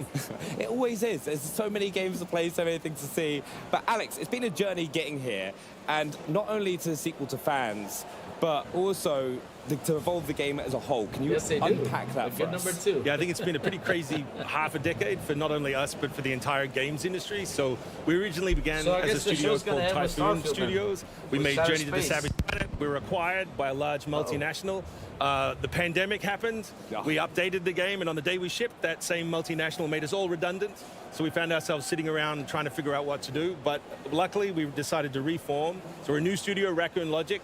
And we've made this new game, Revenge of the Savage Planet. Yeah, and Naomi, can you kind of talk about the world that we live in with Revenge of the Savage Planet? Have we got the gameplay that we can push up? But before that. I think Alex is going to talk Yeah, so before that. Yeah. So obviously some of the big changes are that we've switched to third person in this one. It's still, a game about exploring the world, interrogating everything that you see. It's filled with wonderful, wacky, weird creatures. It's 4 planets now instead of 1 planet. So there's lots more to do and lots more to see. Yes, so we basically can survey, scan everything, and collect and catalog. Here, as you explore the world, you're going to discover rewards, things to collect as well. The rewards are blocked by encounters with alien creatures, as well as puzzles and navigation challenges. So lots of fun here. Yeah. It looks so cute. Like even the trailer, but in the trailer beforehand, it's like all the creatures. It's like adorable. And you know it's a sequel when you're swimming. Just it happens every single time. Every You've got time. to add water in. If you go in, no water. Exactly. Second time thing. But Alex, there's obviously a ton of creativity by the team to produce an incredible world, but perhaps players' take on its obstacles can be equally as creative. So in the world, like how are players going to approach the obstacles that they face? Yeah, so we've taken a really systemic approach to open world design. So it's still a Metroidvania. You're still being blocked by different obstacles. You need to go back to your habitat and upgrade your tools to get through them. But what we wanted to do was have a Metroidvania where there's a single lock, but multiple keys. So you see different types of objects. Say if it's a cracked wall that you need to blow up, you could do it with a grenade. You could find a creature that explodes. Anything that generates an explosion will get you through. And so hopefully, as you see in this video, there's a little bit more systemic chaos than most games of its type. So there's lots of creative ways to kind of like solve the problem. Exactly. So you can have a bit of fun with it, and every time you play it as well, you're going to get those different experiences. Exactly. Another way players can make their game their own is through customization. You know what I mean? Can you talk us through customization? Yes, absolutely. So we've added tons of new outfits in the game.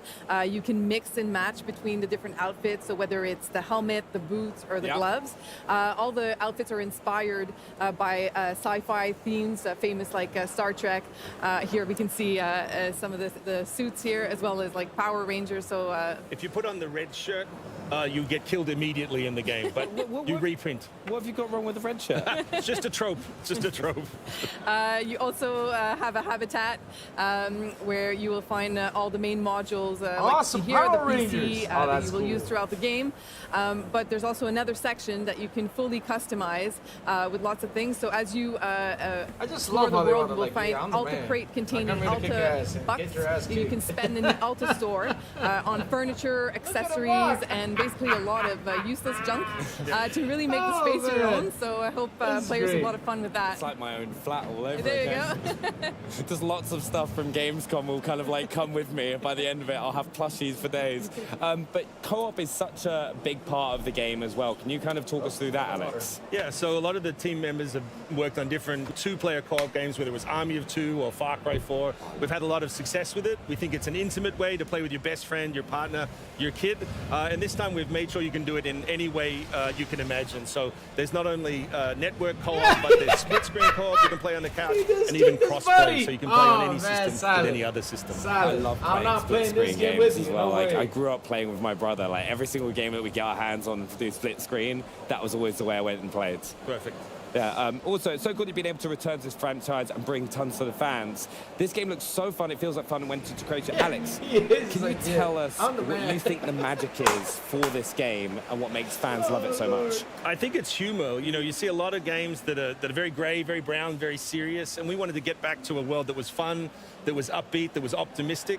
We like the idea of exploring space because it's fun, and you're going to find something exciting. You're not going to find Matt Damon on the moon, you know, eating poop mushrooms or Mars. So, like, hopefully people see that the humor in this is in the gameplay as well as the script, you know? That the joke we always tell is that, you know, I can write a one-liner that's funny once, but slapping your best friend to their death off a cliff is funny forever. Yeah, you can just kick them off in as many creative ways as possible. Like, just trying to get through that cracked wall. But also, really importantly, when a player's going to be able to get their hands on the game? So it's going to come out sometime next year, 2025. For more info, you can go on the website, Savage Planet Game, and the wishlist as well, now. Please wishlist. Yes, please do. Yeah, and honestly, I can't wait to come and have a go with it as well. So thank you so much for joining us as well. And have you got any final words as well that you want to share with fans? No, we just please wishlist on whatever platform you like, and we'll show you some more gameplay soon. No, honestly, thank you so much. But coming up, we've taken a spin in some new wheels and a turn with a new story in Starfield's first ever expansion, Shattered Space. But first, check out an action-adventure game about hope, robots, and the power of words. This is Dustborn. We need to stick together. We need to be a crew. from people with space guns built into their arms. Available now. Dustborn isn't about making the big and immediate choices. It's about the little things that add up over time. The words spoken that affect relationships and moods, the decisions that stick with you and play out when you least expect them to. This is my game, the 'cause actions I always that push say yes your to relationships everything. in new directions. I guess this explains why you're suddenly so eager to chase after the robots. Oh, keeping secrets again, huh? It's about making tough choices, about how to deal with the people in your crew, I'll be fighting how to everyone. manage them, Like, come here. and pull them together to do the job, and to make the compromises necessary to reach the end of the road Is that Kano? and your own personal goals. We'll be taking a different route north. Through Liberty, I won't be fighting that guy, Oregon. though. Before Liberty? I would actually like an explanation.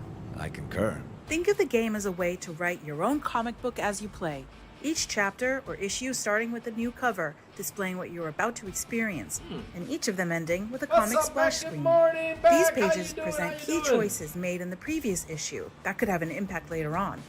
Whether a dialogue line or event plays out because of a choice made by the player, an icon will appear in the top right corner of the screen, allowing you to really get a sense of what could have gone differently. Stop it! Oh, what the hell, Pax? What now? Drive. In the comic splash, you'll have access to more data, such as global stats about how many other players received this particular consequence, allowing you to gauge how popular this choice was. Some choices lead to crew mood change, which can have an impact on your relationship with them, but also on their personal endings. Are you just gonna hover? We didn't finish our chat. Yes, I'm No, gonna hover. we were finished. I'm worried about you, and I had more to say. I'm sure, but I was done. Every damn. key crew member in the story receives one of 3 endings, or codas, based on choices made and actions taken by the player and PAX. Yes, Silent Each Planet coda is is cool, man. I illustrated wanna by play a that comic game. book style I'm not splash playing with screen, Silent Dog, 'cause along with Silent's gonna unique be kicking dialogues me and all over events the place. reflecting each character's current status. The Watch a player big can monster at Silent any just kick me time and leave me access there. the character You codex do that. to see which coda is the current favorite.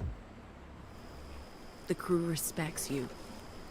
When you're unhappy, they feel it. I'll keep that in mind. Whenever a dialogue choice or action affects a coda, the screen will display a coda gonna say emoji, that while along it's- with an animation oh, that right tells here. the Yes, player that is how her right important there. this Just choice right here. was. Look, it's right here. It'll be up to There's you dirt. to decide how the Dirt road trip driggity. goes and how your relationships will evolve. Will Noam break Have away we got a from their 1983 on-again, off-again Doom relationship with started up Pax, Doom? or Oh, man, I embrace wanna see it? that. Will Theo loosen up with the crew or favor his boss Just bringing us back status? memories. Will Ziggy resolve her sister issues That with was it Pax? Discover how it all unfolds in Dustborn. Available now. What's the name of your band? We're the Available now. Dustborn. Oh, it's not a Game Pass? Okay, okay. There is a dream that haunts me. Oh, shit. When a game starts like that, it's never good. Truly. Uh-oh. It tears at me. Uh-oh. Oh, shit. The fortress of stone, What game is this? valor, which I struggled to build, Uh-oh. is now slowly crumbling into ruin. 7 p.m. Traybone, 7 p.m. ET. Starting at 7 p.m. ET, I gotta sit down and The do the land, show. caught in a perpetual autumn, yields to decay. A futile sacrifice remains ensnared deep within the horns of the south. What game is this? It's aggressive. Is this like a Valve 1.0? Now weakened and cracked by time, fails to protect Or me. Skyrim? Oh. A profound betrayal has Ow. befallen those most loyal. Yielding only Is despair. this the Skyrim? Oh, this has got to be the Skyrim on a DLC or something. I am left Yeah, it's Skyrim. powerless. Skyrim Online DLC, guys. It has to be. Not Damn. Oh, shit. my people, my legacy. Everything is collapsing. They hailed me as the once and future king. Only now do I understand the horror of that title. Oh, nice. Tainted Girl Fall Babylon. Oh, this I thought it was Skyrim. They got me there. That's cool.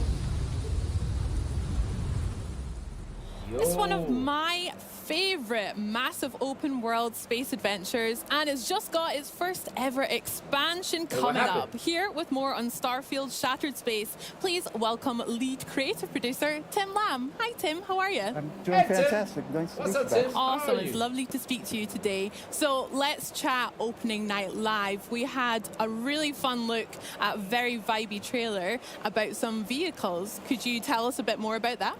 I can. So we released the Rev 8, super excited. The team is so happy to have this new element that adds to planet exploration in the game.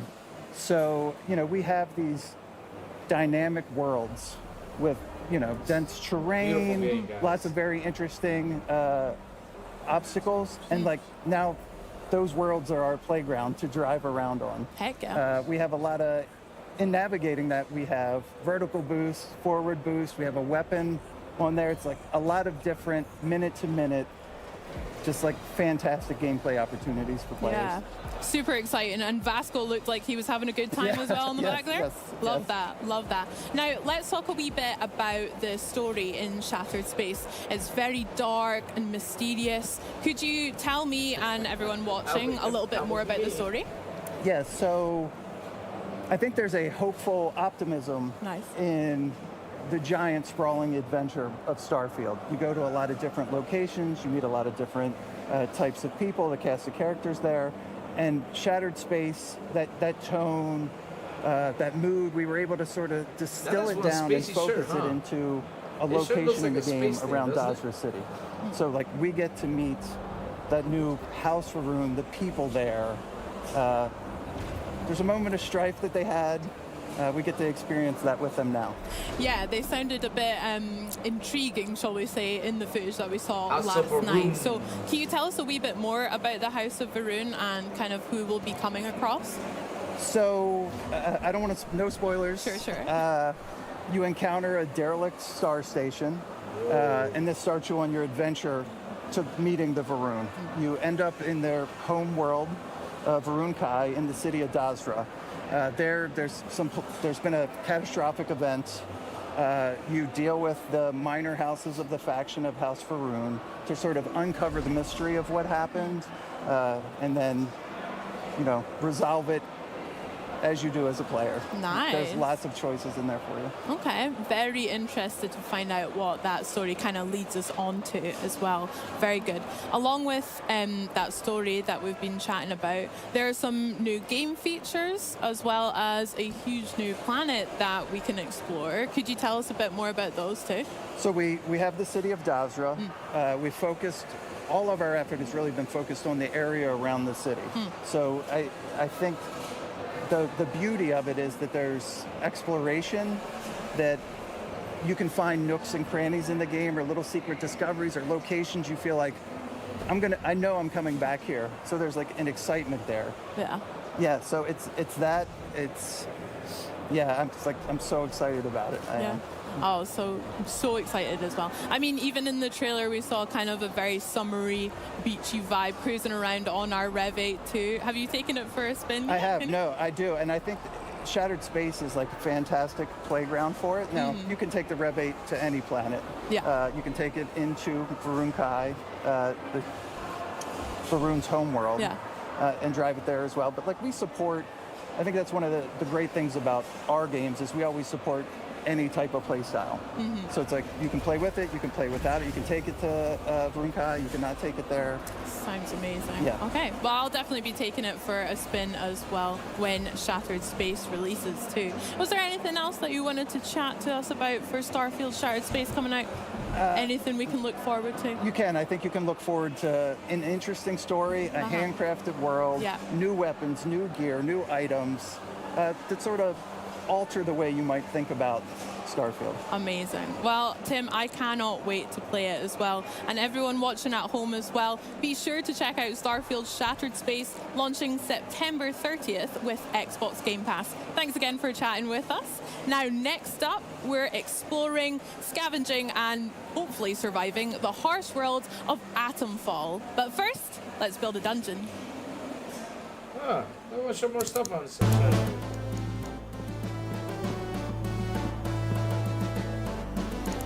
Is this Zelda?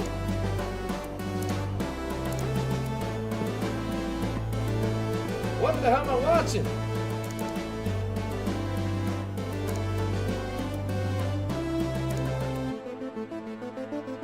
Okay, we're using Windows what, 94 now?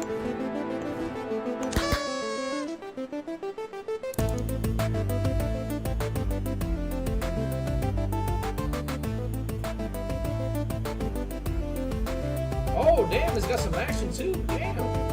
There you go. Hey, that's cool. Fishing! Let's go! It's got, oh man, I'm playing this. It's got fishing, guys. If it's got fishing, I'm down for it. If a game doesn't have fishing, I love to fish. What the hell monster is that?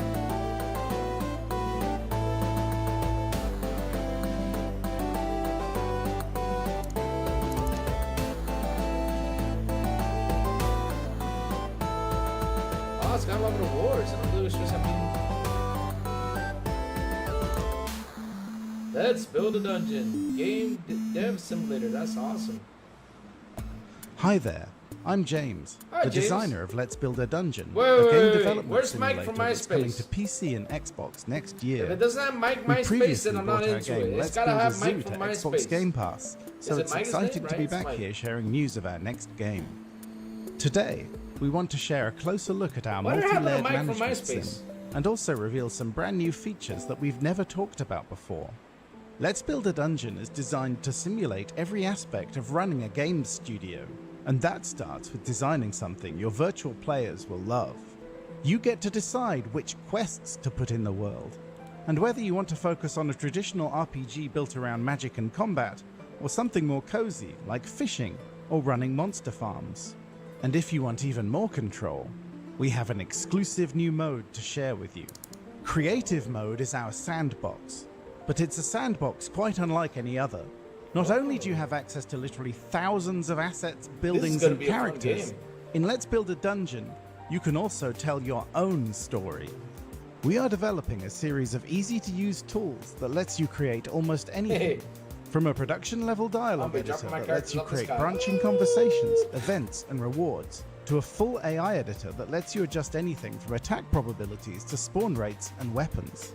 We even have a tool that lets you draw your own pixel art characters, which will then automatically animate them for you. Our goal is to build a suite of tools that gives you as much control as we have when building our games. Games made by the community will be available for download, along with some titles made by developers like us here at Spring Loaded. Adding these tools felt like the natural extension of our game development simulator. tubs, yeah. Why stop at building the most detailed game dev sim ever created, when we can add elements of a game engine to give you a full, authentic experience? Yeah, Tom from Hopefully, MySpace. Tom, I this was short like, Mike, overview yes, has it's given you Tom. an idea of what It's to gotta have expect Tom from from Let's Build a MySpace. Dungeon when If it Tom ships is not on next there, year. it ain't cool. They gotta add Tom on it. Rebellion. Wait a minute. Hold on a second. Windscale, the pride of Britain, nestled in the not really, picturesque baby. district. The state-of-the-art atom plant has transformed this rugged landscape into the envy of its northern neighbors. Scientific progress waits for no one. Windscale. Oh. Everything changed when that bloody atom plant went up in flames. Citizens of Wyndham, This is the game for Rebellion. there has been an increase in bandit activity outside. Yeah, sorry, I don't know why I got the Mike from MySpace. It's Tom from MySpace. Sorry about Temporary that. quarantine, they said. It's been bloody years. They're hiding something from us. Something terrible.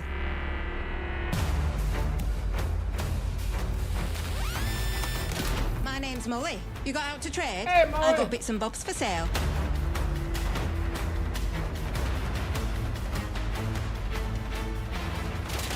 Please be careful.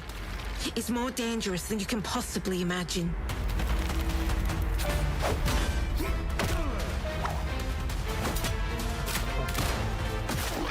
That's this highway. That's cool. What the fuck was that? Atomfall!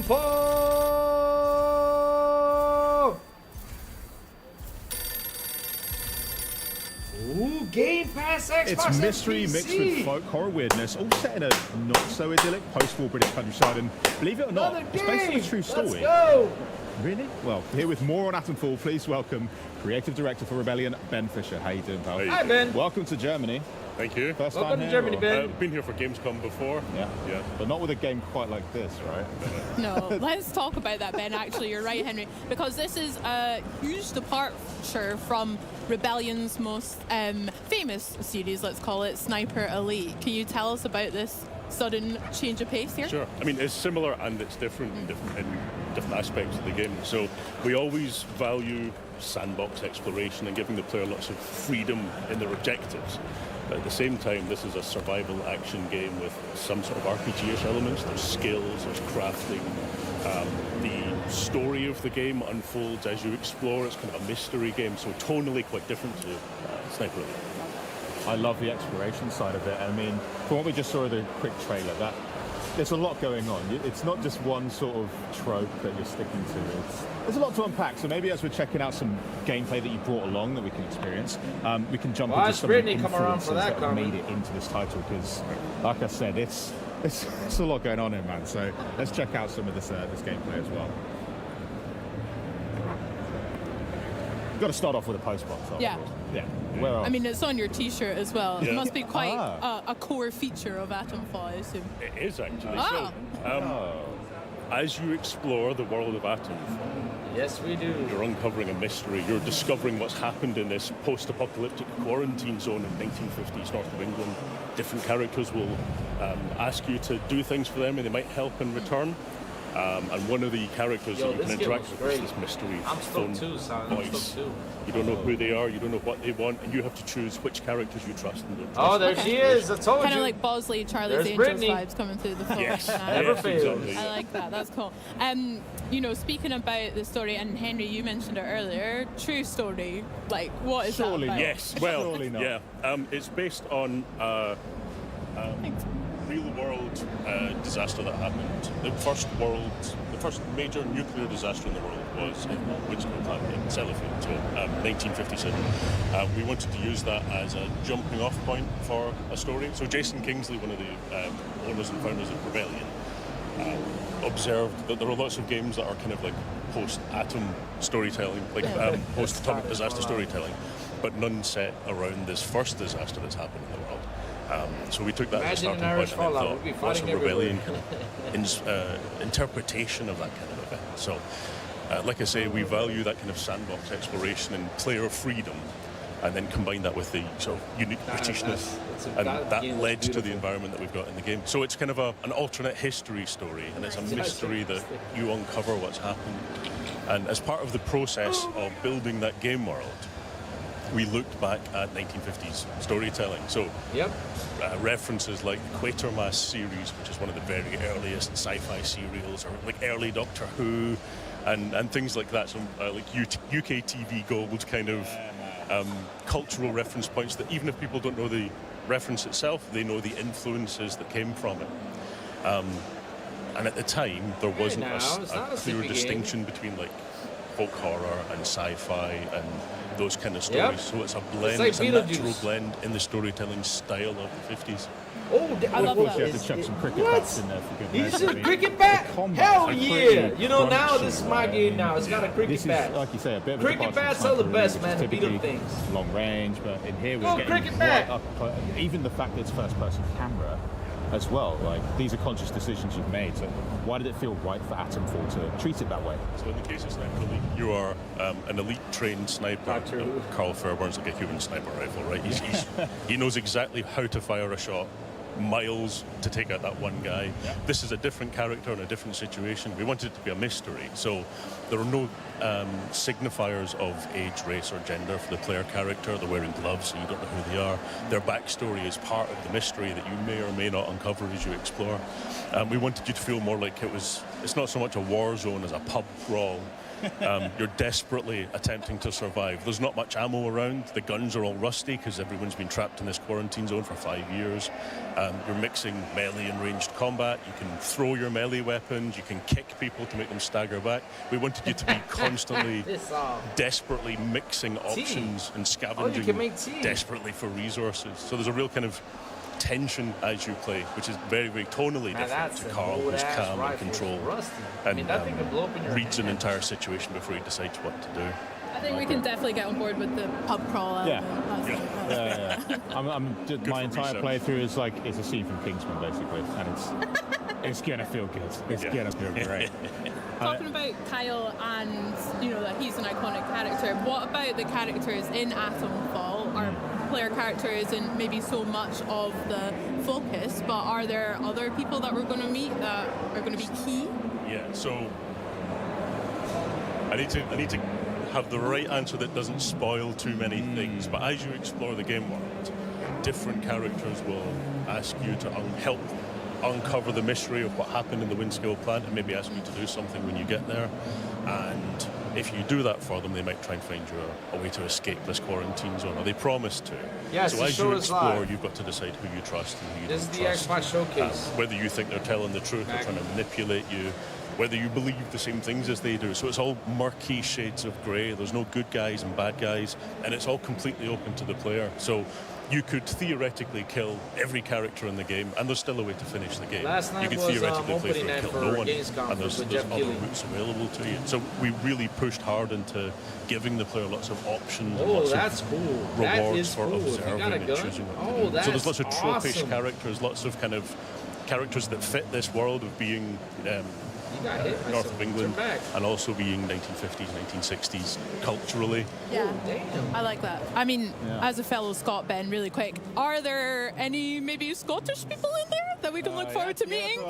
I'm sorry. No spoilers, but what we have done is we've taken like 1950s sci-fi, 1950s, or like old-fashioned folk horror type trope characters and Cold War scientist trope characters, and you'll meet those kinds of people as you explore through the game, and then still decide whether you trust them or not. Okay. So we got pub rules, we got crazy characters.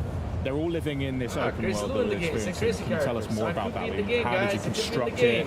How big is it as well? Okay. Well, what Rebellion excels at is these deeply packed kind of sandbox maps. So the way that we've structured Atomfall is a series of like 5 or 6, depending on how you count, sandbox maps like the one you can see just now. And you can travel freely between them at any time. They're all thematically very, very different. And then there's loads of interiors and like large-scale, story-driven locations that you might uncover, as well as you got 2 more days, Richie. 2 more days that you might find. Showcases. What we wanted to do is really lean into that densely packed kind of puzzle box. So I've spent all day watching people play the game, and no 2 playthroughs have been the same. People can approach it all very, very differently, get different experiences. As you explore the game, you'll find leads as well. So we don't have a kind of quest system. We've got leads that you piece together clues that help you understand what's happening. So we built this puzzle box, this sandbox of interconnected options for the player, and then we just let them go for it. They might find a difficult, dangerous place and die, but we signpost very clearly that it's a dangerous place, and then it's kind of up to them what happens. That's right. I love a puzzle. I'm buzzing. Yeah. We're great at solving them together, to be fair. Well, we could work on it. I mean, you just said that there'll be leads that players can follow.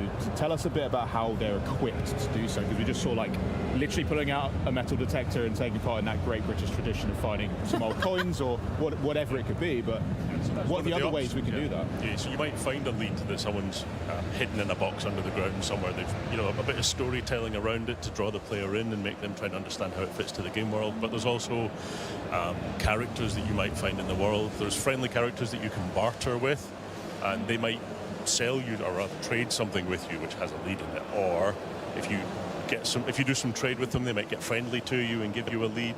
You can also have conversations with characters, and if you might choose the right choices, you might get some more information from them.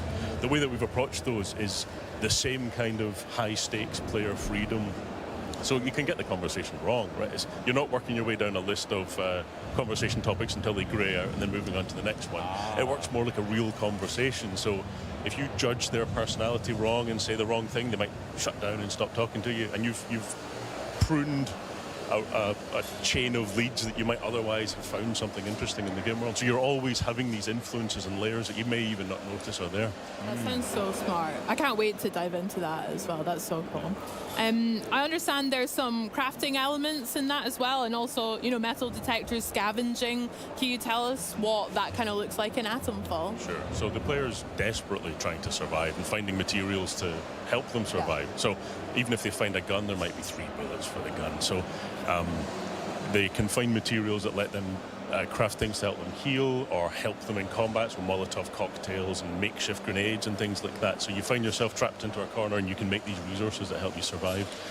Like I say, we're trying to make sure that we find this sweet spot where you feel kind of desperate as you're trying to survive. As we want you to use everything that you find. We've made sure your backpack capacity is quite limited as well, so you're really pushed to make these difficult choices and decide even whether you want to engage in a fight or not, whether you want to avoid it entirely. You want to choose the right moment and try and take out 5 guys with a Molotov. And it's all really, really high stakes, but it makes it very rewarding when you manage to pull something off. It looks like our player right now is making a horrible decision by going into a restricted area. Already seen a ribcage. I mean, yeah. I mean, so this is going to go great. Like I mentioned earlier, if you're heading into somewhere difficult or dangerous or scary, we make sure and signpost it. So you know, if you go into a place like that and then you die, you go, "Oh, I should have guessed. Yeah, there was a skeleton outside." Yeah, that one's on me. Yeah, exactly. Yeah. To be fair, I'm very good at ignoring red flags, so we'll see about that. And in terms of the player's progression then, so you're making all these decisions, you're making friends with everybody, you're crafting your gear. What about skills, anything like that in the game? Sure. So there's a range of skills that help reinforce the player's ability to survive in this dangerous world. So there's a chain of skills that are for melee combat, ranged combat. There's sort of durability skills that mean you can take more damage and survive in dangerous areas. And then also abilities that help your overall survival, like disarming traps and things like that.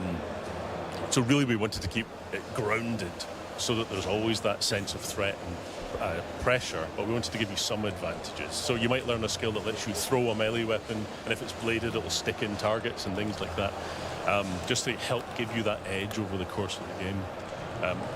As you can see in this location here, they're in a kind of dark and then scary interior. So we've got the player's progression, but then there's also a kind of game world progression where they're uncovering a mystery. So quite literally, they have to push deep into the world and into the underground of the world to find these dark and scary places.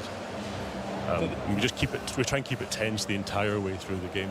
I was going to say, because there is the sci-fi element, but there's a bit of horror vibes I'm getting too. Like, so with us competing with people maybe on a top level, and now we've got into this bunker, there must be some monsters of some kind. Yeah, we just saw a little glimpse of something scary and monstrous, and as you push into the mystery, you will find more elements influenced by what happened. But yeah, for sure. I mean, like I said earlier, the storytelling style of the 50s and 60s didn't really have a division between folk horror and sci-fi. There was like a blend for a certain kind of story that was addressing the Cold War, but in a way that wasn't too political, I guess. So, you know, folk horror stories are about the division between rural and urban civilization and how there's a tension between them, and Cold War stories are about fear of the outsiders and others and that sort of thing.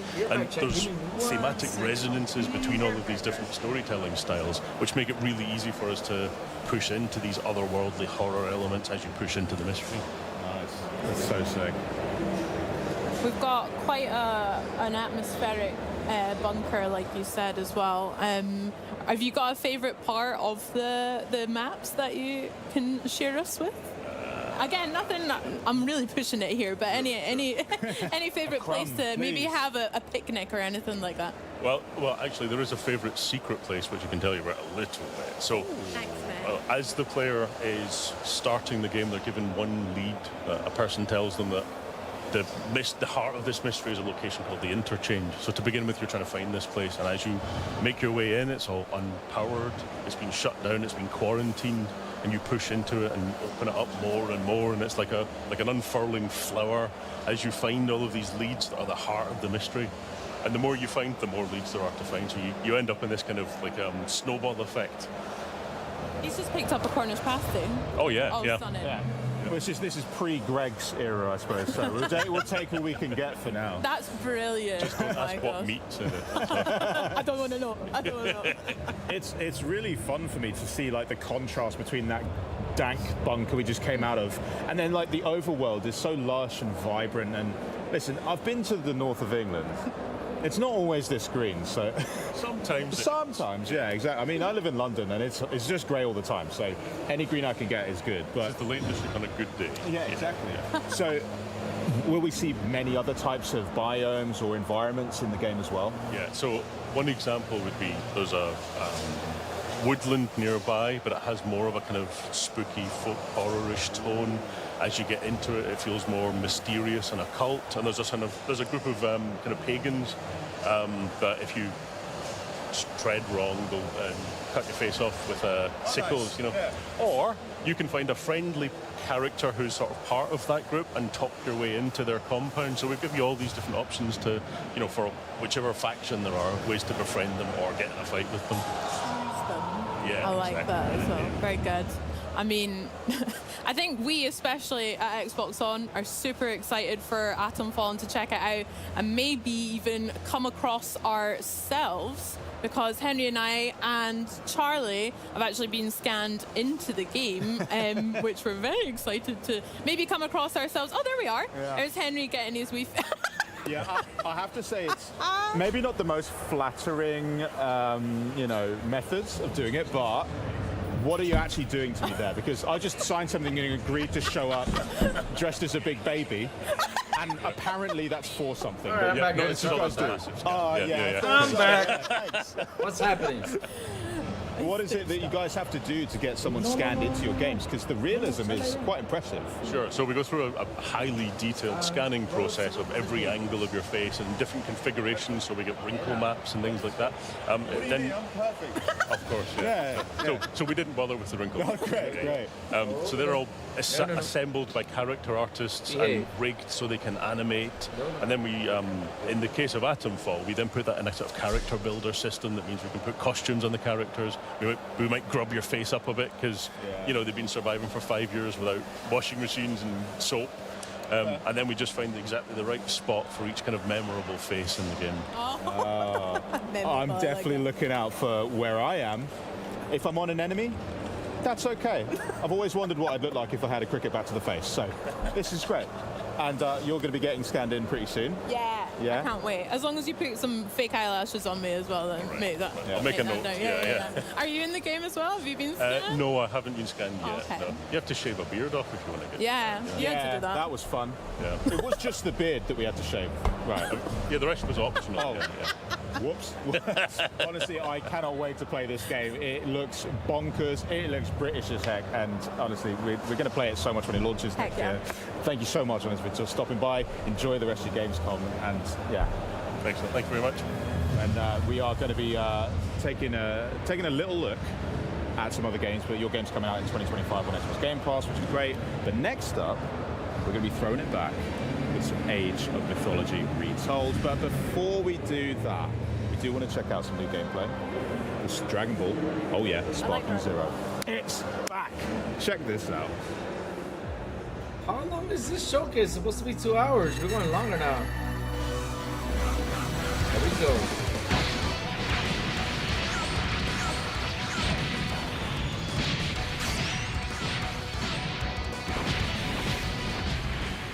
Hello everyone, I'm Marco Rizzo, Product Manager of Dragon Ball Sparking Zero.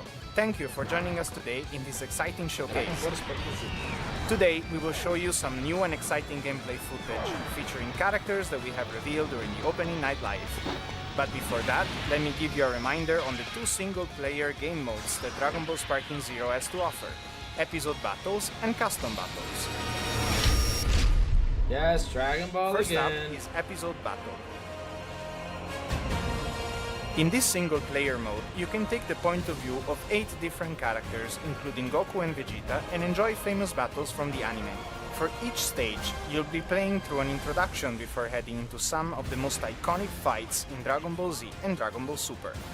The number of stages and battles vary by character. We're here to take you down. Again, the whole story about Dragon Ball? Next up Jeez, is how many custom times are we gonna see this story? In this mode, players fight in battles that each have their own original scenes. Some battles will also have different victory condition, and some might even have event cutscenes pop up midway, so you'll be able to enjoy battles different from the norm. Using Edit mode, you'll be able to freely set the characters to be played, as well as the pre-battle and post-battle cutscenes, in order to make your own original battle. What you've made will be able to be uploaded and viewed online for the whole world to play, so hope you enjoy sharing the battles and situations that you have created. My bad. Sorry about that, I was looking for like... Now, the moment you've been waiting for. Coming straight from the Majin Buu saga, Ultimate Gohan is our latest addition to the roster. There you go. After his rigorous training, he is ready to show his power in an all-out fight against Kefla in her Super Saiyan 2 form. Enjoy!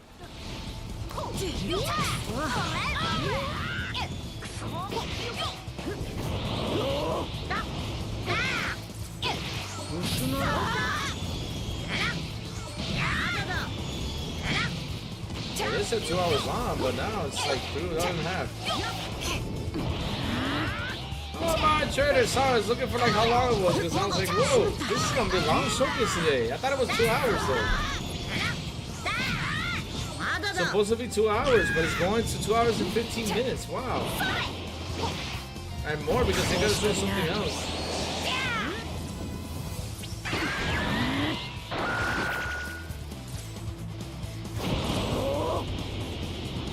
No, I have not tried it, Steven. I have not tried it, Steven. Are you guys trying to push me to try it? Because listen, I want to hold up to the DLC because if I jump into that game, man, I'm not gonna have fun with that whenever it vape, man. That the way they posted it, that was awesome. All right, let me lower this because I don't think chat's like that much into Dragon Ball. So yeah, let's lower a little bit. So yeah, let's chat for a little bit. Let's see what else is happening. So yes. Guys, let me read you all what did Phil actually say. Uh-oh. Wait, where is it? I had it right here. Where'd it go? About what Phil actually said earlier today, which was pretty cool. I mean, I was really happy he did say that. So, and finally came out and said something, you know. Louis, their 2023 Gamescom was only 1 day. It was 5-6 hours. Really? Uh-oh. This show's till Sunday. Xbox has... Yeah, but they had like a show. They had like a thing going today, but it was going to be for 2 hours. And I guess it's going for more.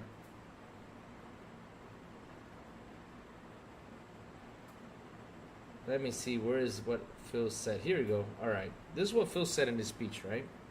So what Phil Spencer said to everyone is, we said we were going to learn launching 4 games last year. Last year? It was this year. We said... Wait, I'm confused. It was this year, though. Okay. We said we watch, so we got that confused. What I see when I look is our franchises are getting stronger, right? Our Xbox console players are as high this year as they've ever been. Wow, that's pretty cool. We run a business, which is important. These are Phil's actual words. It's definitely true inside of Microsoft. The bar is high for us in terms of the delivery. We had to get back to the company, because we got a lot of support from the company. That's just amazing, and what we're able to do. People are looking for ways to grow. Y'all listening to this? The industry is changing. I think us as fans, as players of games, we just have to anticipate there's going to be more change in how some of the traditional ways games are built and distributed. That's going to change the end result. Holy crap, that's a lot of characters. That's going to change. The end result has to be better games, the more people can play. That's Phil Spencer's words. So it's finally out there. Phil came out and told everybody what are Xbox's plans. So yes, let's see what this is about. This is all about Age of Mythology. All right, let's go. Otherwise, you forget to unmute. Wait, am I muted? No, I just muted the show. I am sticking with the Xbox 2 100%. Awesome premiere trailer that we just showing opening the live last night. And you showed the story of Athena talking to like the young hero, and in this case, like one of them is of course the key character Acanthos, and about this really epic like story that a lot of our fans remember really fondly. So over multiple campaigns, over 50 missions, it is epic, amazing, and of course the trailer also show off like the new graphics we have in the game, looking really pretty. It is just like really cool to see. So. Yeah, and the trailer's been fantastic because it really showcases how diverse each civilization is within myth. Yeah. We have our Greeks, we have Egyptians, Norse, and Atlantean. They all have their own gods, their lore, the way that they play. There's just so much diversity within the gameplay. It's been really exciting. And talking about the booth, yes, we are here, so like people can actually come. You're just over the back, over there. You're like tucked away over that way. There. If anyone's planning on coming tomorrow, just over there. And if you come, you can get like these awesome lightning bolts, like, and also take pictures. So it's like really cool. And by the way, this is not the only thing that we have here. So on top of Age of Mythology Retail, we also recently announced Age of Empires Mobile. And then, like, if you come by the booth, you can get this like awesome like pop subject. It's like amazing. So highly recommend. I'm going to be first in the queue to get one of those as soon as possible. It's so cool. And the game is actually, we just announced that it's going to be available globally on October 17th. So it's a very different, very new experience that we're expanding Age of Empires to the mobile audience. So it's a game that's with cool. the Age of awesome Empires studio mobile? group, That's and they awesome. have crafted something that's amazing Silent, for the more mobile games for us, exciting. man. I can't wait to see it. Amazing. Right, so I know you have more news to come as we're talking here today, but the first thing I want to talk about is that this is more of it's more than a remastering, but it's different to a sequel, thanks, right? man, So thanks, I don't know, man. what in the name of gods does Retold actually mean? Right. So for a few years now, our fans know we have been building these things called like definitive editions. And there's one key goal that we have, which is we want to build the title that's in your head, right? Not because when you actually think about the games that you grew up with and play, like you remember fondly, and like it's amazing, right? So, but when you actually try to play the original for real and look at it and say like, that's not what I remember like at all. So we want to build the one that's actually in your head and how it looks like, how it feels like. So that's the goal. So, and yeah, really want to thank the fans for supporting us for so long for all the different editions. But for Retold, Age of Mythology Retold, we are going beyond what we have done in developed editions. So on top of all the graphics and all the gameplay from the original, we actually tweaked it and added a bunch of like new things to it as well, and it is just amazing. So yeah, I mean, from the design side, from the get-go, we really asked ourselves, how can we maximize our mythology? And so we've got reusable god powers, which you can actually see. We've got our approachability features like our VPS we brought in from other titles.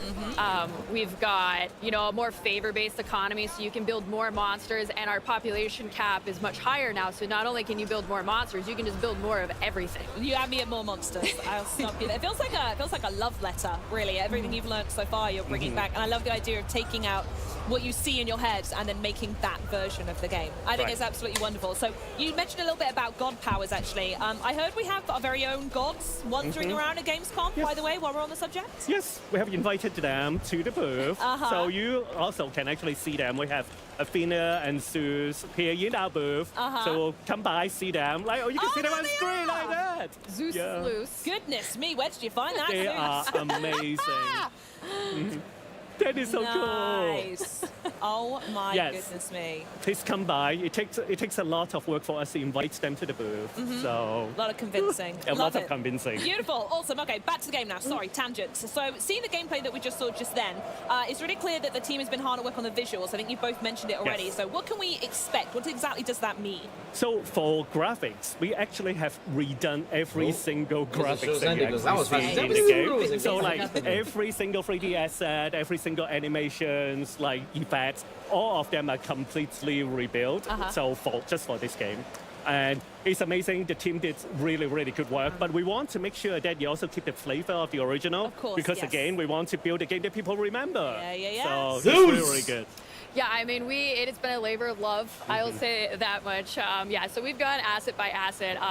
And we've just made overall improvements. We wanted everything to look and feel mythical. And so we have, you know, our destruction effects. We support ray tracing. You're missing one thing. You're missing like the rock Ernest in had that said game. earlier, you know, sometimes when we've gone back and look at these Hercules, assets in 2024, we realized that we had an image in our head that was very different than blurry pixels, you know, wrapped around a sphere. And so we had a lot of philosophical discussions because, you know, the dev team were all major fans of the original. So, I mean, Arcantus was a big one where we were like, would he have a dimple?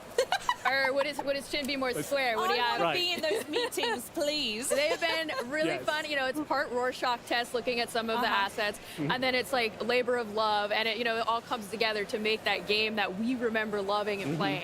Amazing. So if I've got everything right here, so Age of Mythology retold as complete visual overhaul, updated god powers, and larger-than-life myth units. Now, small enough to keep me interested, but is there anything else that you have to share?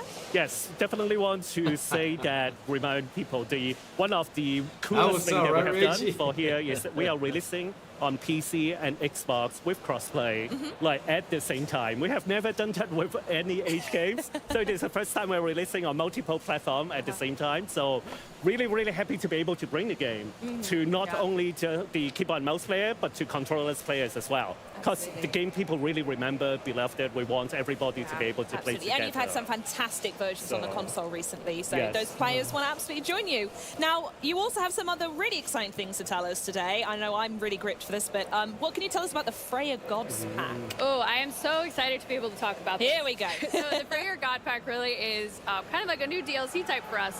And what we really wanted to do was offer the players a new strategy type for the Norse, which is, you know, a beloved civilization from the legacy game that can sometimes be very offensive in the way that it plays. And so with our Freya God pack, we wanted to offer a defensive skew to it. So with the Freya God pack, players will be getting 4 new god types featuring Freyr, who is the god of fertility and kingship, and then 3 minor gods, as well as all the things that they come with, like their myth units and their god powers. Wow. Oh my goodness me. That's insane, by the way. 4 new gods. Amazing. Are you able to talk us through each one? Can we do that? Yes. Oh, amazing. Excellent. So we have Uller, who is the god of archery, and his myth unit is a Draugr, which you may see in the film here. The Draugr is an awesome myth unit. He's an undead archer, and his arrows can pierce multiple targets, whatever is in his line of sight.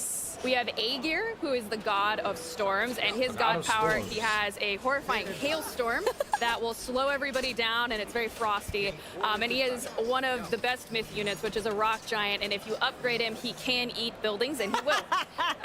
God, I love this game. And our mythic age god is Vidar, who is the god of vengeance, very appropriate for the mythic age. And so his god power, he calls upon Fenrir, which is a mythological wolf. And Fenrir is interesting. He has a path of destruction. He'll light forests on fire, and the wolf comes up in a very scary, ghostly manner. And then his myth unit is actually my personal favorite. Another famous character from mythology, Fafnir, who is a very greedy dragon. Everywhere he goes, he leaves like a trail of poison. Love it. And if you slay Fafnir on the battlefield, he actually melts into a pile of gold coins. So it's been very fun to make. I really love how much you've fleshed out each of those. Like, yeah, that one's going to eat buildings, isn't he? Love it. So good. Wonderful. It's amazing. Just want to do a quick reminder that Freya is going to be part of the premium edition of the game. So if you want Freya and all the both the major and minor gods, so definitely get the premium edition. And by the way, if you get the premium edition of the game, you also will be able to access the game earlier. So like the game is coming out September 4th, but like if you have the premium edition, you can start playing on August 28th, 7 days early. Good deal to me. Love it. Awesome. So as well as choosing your god and battling across this frozen north, what other new content can we expect from the Freya Gods pack? Yes, so with the Freya God pack, there's also a new playable level called Reagan Leaf Rally, and I won't spoil it. It's very fun. You'll get the chance to play all of the fun new myth units and god powers and techs I just mentioned. And really the best part of this level is that it does feature one of our villains from the Legacy campaign, Gargarensis, who is just a peach. And it's a great experience.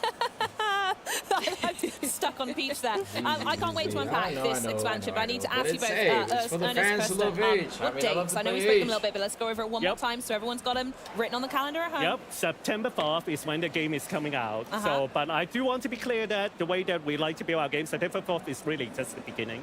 So we will continue to support the game, we'll continue to do updates, balance, listen to consumer feedback, and honestly, our players are amazing. They give us really good feedback, and then we can continue to improve the game. Yeah. So. And part of that is, we have 2 new pantheons coming with playable civilizations. And then we also have a new game mode, Arena of the Gods, which we're excited to talk about soon. Ooh, how exciting. Well, thank you both so much for joining me. It's been an absolute pleasure. I'm going to make sure I get the pop socket. I'm going to make sure I get whatever these things you're wearing. I'm going to hunt you down. I'm going to get them. So thanks so much for stopping by. There are loads more Age of Mythology stuff going on for all types of gamers. But first things first, as Erson said, if you haven't already, make sure you pre-order Age of Mythology Retold Premium Edition to get the Freya Gods pack, 7 days early access, and so much more. You can play early from August 28th, and that is only 1 week from today. And that, my friends, is a wrap on day 1 from the Xbox Gamescom booth here in Germany. Join us tomorrow for Star Wars Outlaws, the latest chapter from Fallout 76 Marco Zero, and then we'll dive into the most ambitious story arc that World of Warcraft has ever seen. And there's probably going to be so much more too. So until tomorrow, have a great day. Auf Wiedersehen.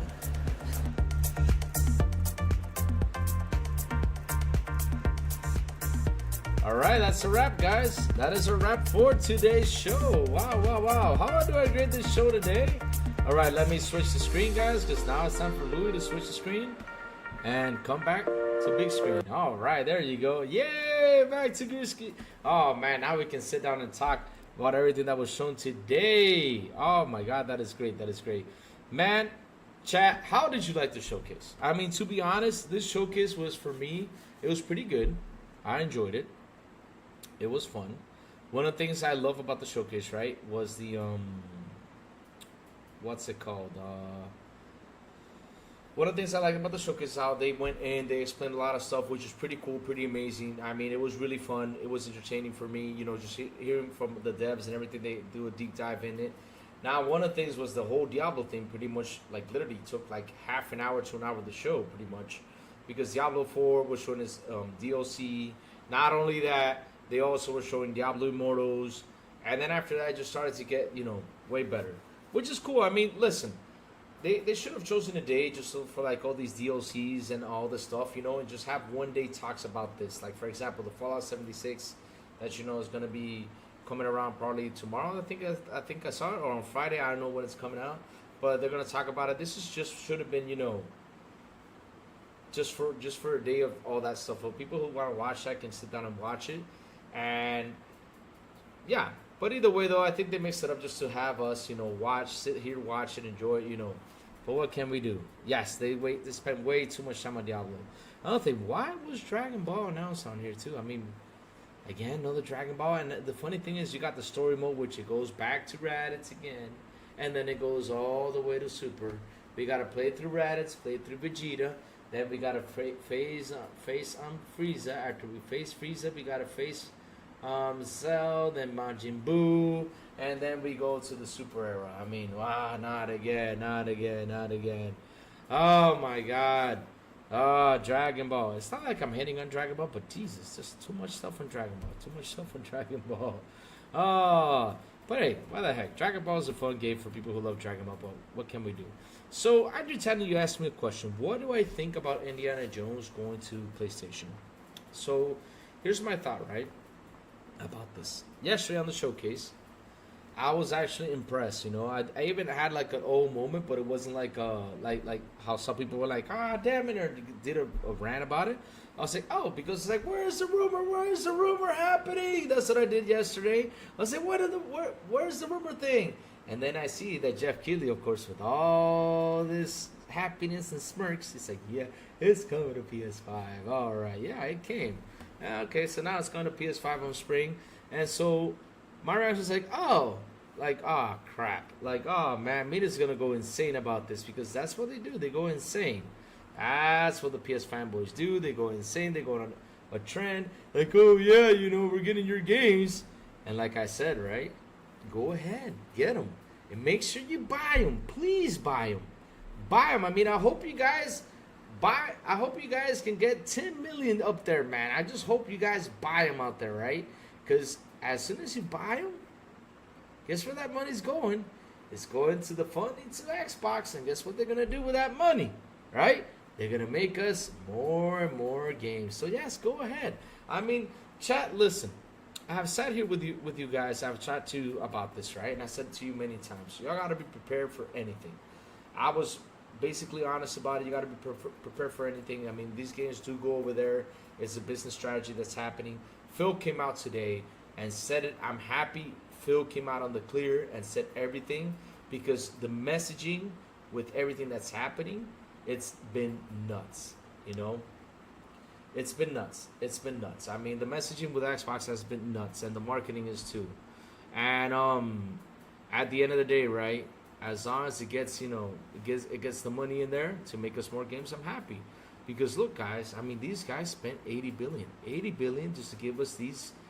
What was it, 80 billion? No, it's 68 billion for Bethesda. Let me get that number right. 68 billion, right? They spent 68 billion just to bring in Activision Blizz to Game Pass, right?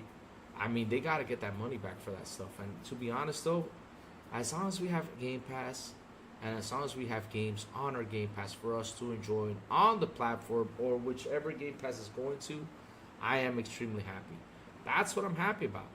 I mean, look, I got something on YouTube today, right? This guy, right, has been saying, "Oh, look at your face," you know, with the impression of that game coming. He thought like I was like, "Oh man," like I was mad, I was furious. No, I was not mad, I was not furious. I was like, "Oh, damn, this media's gonna go nuts about it."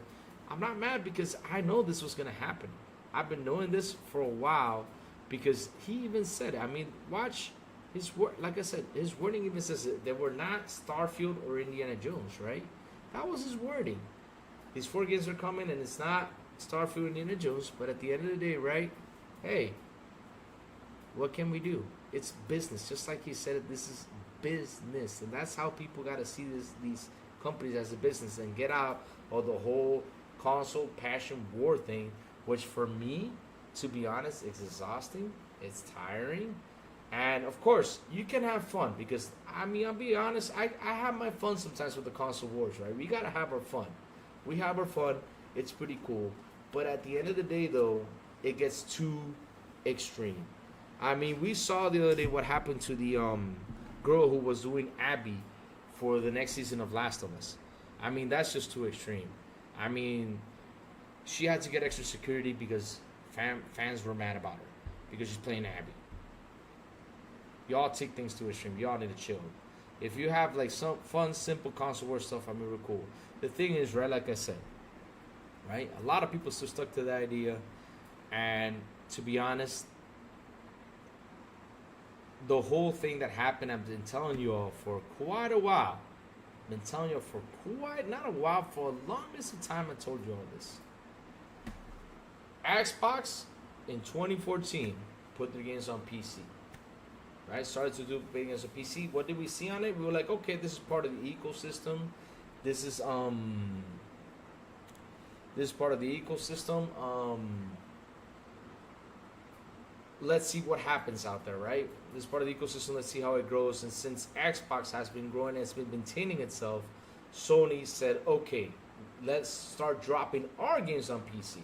Because like I said this earlier, right? Right before majority of people, you know, came into the show. Shout out to 32 people here on the show. Please hit the like button. Please hit the subscribe button. And also hit that button. Not only that, share this out. Let's get people in here and join our Discord. Join our Discord, which I'll drop the link in a while, because I got to explain this.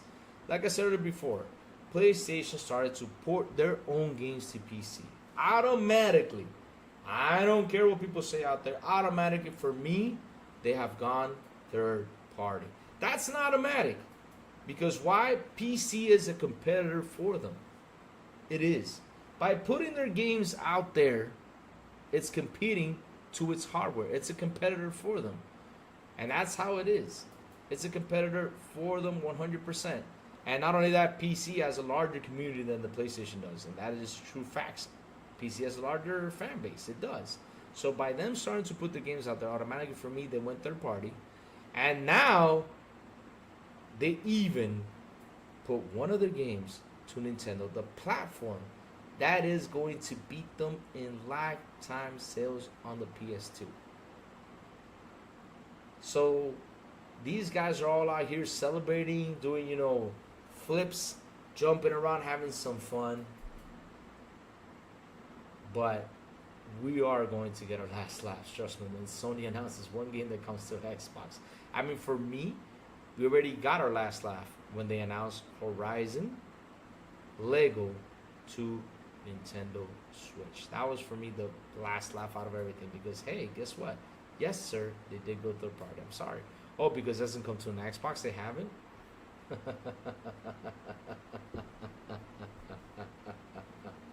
Oh man, oh man. That's how it is.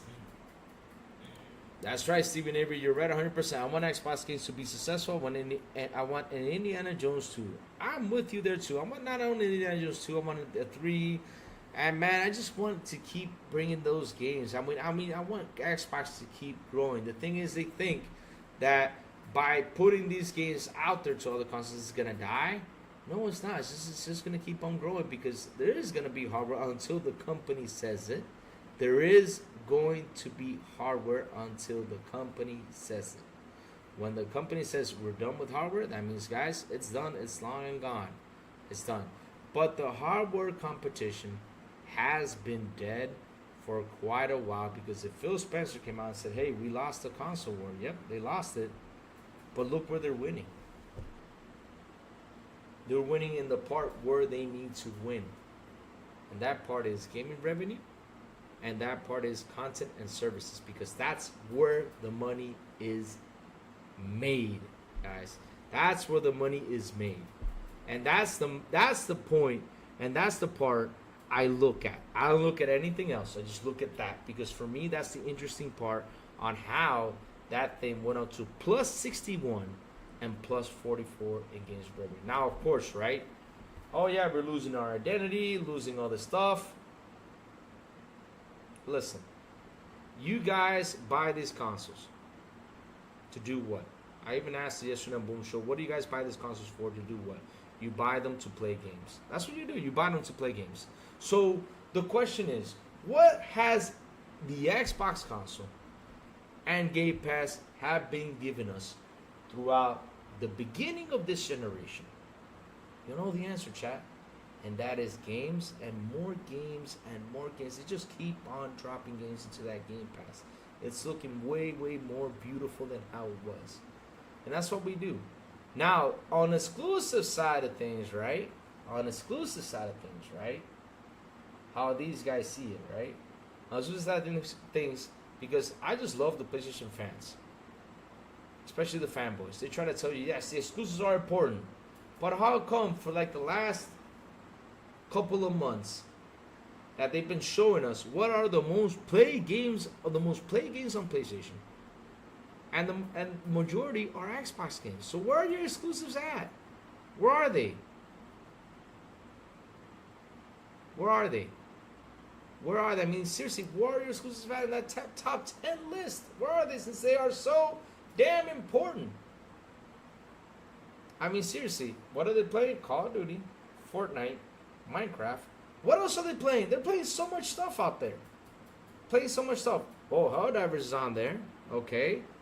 You know, and sometimes, you know, we might get a boot 'em up for some other exclusives on there. But basically, that's what they've been playing. We also even Sea of Thieves on the damn list. That's what people are playing. And y'all try to push this whole exclusive idea to us. Like, yes, they're the best. The only guys who have the exclusive down, I mean, they have that written down. They have it perfectly. That is Nintendo. And they got it. They got all that stuff down to the top, because every time they release an exclusive, they sell 20 million copies within 1 month or 2 month period of time. Even less than 6 months, they already sold 20 million copies. While Sony, it takes them years for one exclusive game to reach 20 million copies, which is insane. It's insane. I mean, if the whole idea with exclusives, like I said, it all started in what was it? When did the Xbox One X come out, guys? When did the Xbox One X come out? Because when the Xbox One X come out, before that, it was all about power. That's what it was all about. I remember the fanboys, and I'm telling you this because I even though I started podcasting in the 20s, right?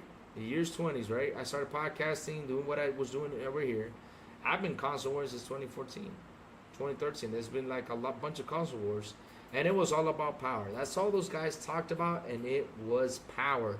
Power, power, power.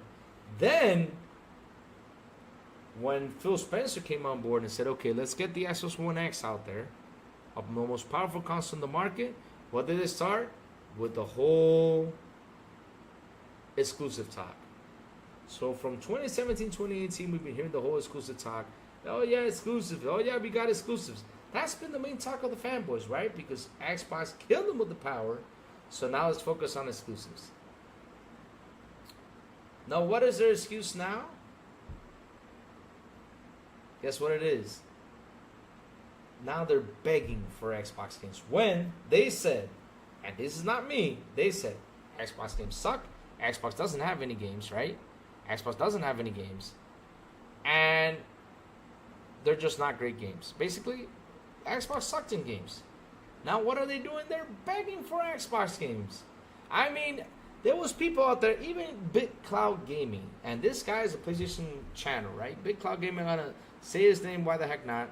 Because he did mention this in his tweet. He said, whoa, it's amazing that from motion sickness that a lot of people were saying out there, these PS fanboys, now they want to play Indiana Jones. Now you want to buy it. And guess what I'm going to tell everybody? Go ahead and buy it. Yes, digest it, buy it, enjoy it, and please pay it. Not 70, no. Get the collector's edition, please. Bring in the money. So Xbox can get more funding to continue on with its games. That's it. That's it. So, at the end of the day, guys, this is how I see it. As long as we're gaming, as long as Game Pass keeps putting those games on there day one, as long as we're having fun, for me, that's all that matters. Exclusives do not keep PlayStation or Xbox alive. It doesn't. It doesn't. It just doesn't. It just doesn't. Jacob, I'll get to that. Don't worry. I got you. Just give me a second. I'm just finishing up what I gotta say. Exclusives don't keep the consoles alive because you know why? I'm telling you this. Because it wasn't me that said it. You know who said it and who confirmed all that stuff? It was PlayStation's guy, Jim Ryan, when he went out there in ABK and said Call of Duty was the game that was funding our first-party titles. So how come a third-party title is the one that funds your games? Aren't your games the best? Aren't your games number one? Aren't your games all this stuff? But yet, a third-party game was the one that was funding y'all's games. And look what happened after the buy came in. What is Sony doing right now? And y'all don't bitch about it? Alright. Keep on going, Sony fanboys. Keep on going. It's alright. Let's go. Let's see what Chad has to say. Because, man, Chad has been rolling. There's a lot of stuff in here in the stream. You guys have been rocking it. And thank y'all for hanging out with me for this showcase. And I will be back tomorrow to do the next showcase. And on Friday, too. So you guys can join me. And we'll have some fun and see what happens. And like I said, I'm happy Phil Spencer came out and said what he said. So he, right? Because we've been calling it business talks, right? This is all business. And I'm happy about that. All right, let's keep on going. Let's see now. That looks like a headpiece Louis would wear. Oh, man. Xbox may lose the console, but they're winning on winning. Says, I don't fucking care that it goes to PS5, so stop ranting people on Twitter. Jacob, listen up with that, right? You need to understand that people will go out and complain. Just let them complain, let them all that stuff. You know what we gotta do, Jacob? We just gotta hold on to those receipts, man, and we'll come back and say, hey, dude, what did you say? Here we go. But yes, they will always find a negative thing to talk about Xbox because you know why? They want to get the clicks, so don't pay attention to them. Let them complain. All I do is when I see that, I grab and literally I did that yesterday. I went in, put some popcorn in the microwave, got some popcorn, and I was just eating my popcorn while I saw Twitter blow up, and I was just, oh my god, these guys are crazy. Let me see. I want Starfield to go to PS. They need to make the money to keep making games. Man, when we see that Starfield going to PlayStation, Google Poll, We're going to see the ratings go up on PlayStation, right? And we're also going to see Google Poll that it's a good game, it's a fun game, the exploration is fun. When media and everyone said that it was a boring-ass game. All right, Jeff never looked more alive than he did yesterday. He as an animated character. Yes, he did, especially when he did the PS5 announcement. PC is where the hardcore gamer is now. Honestly, it has so many options. Google Poll.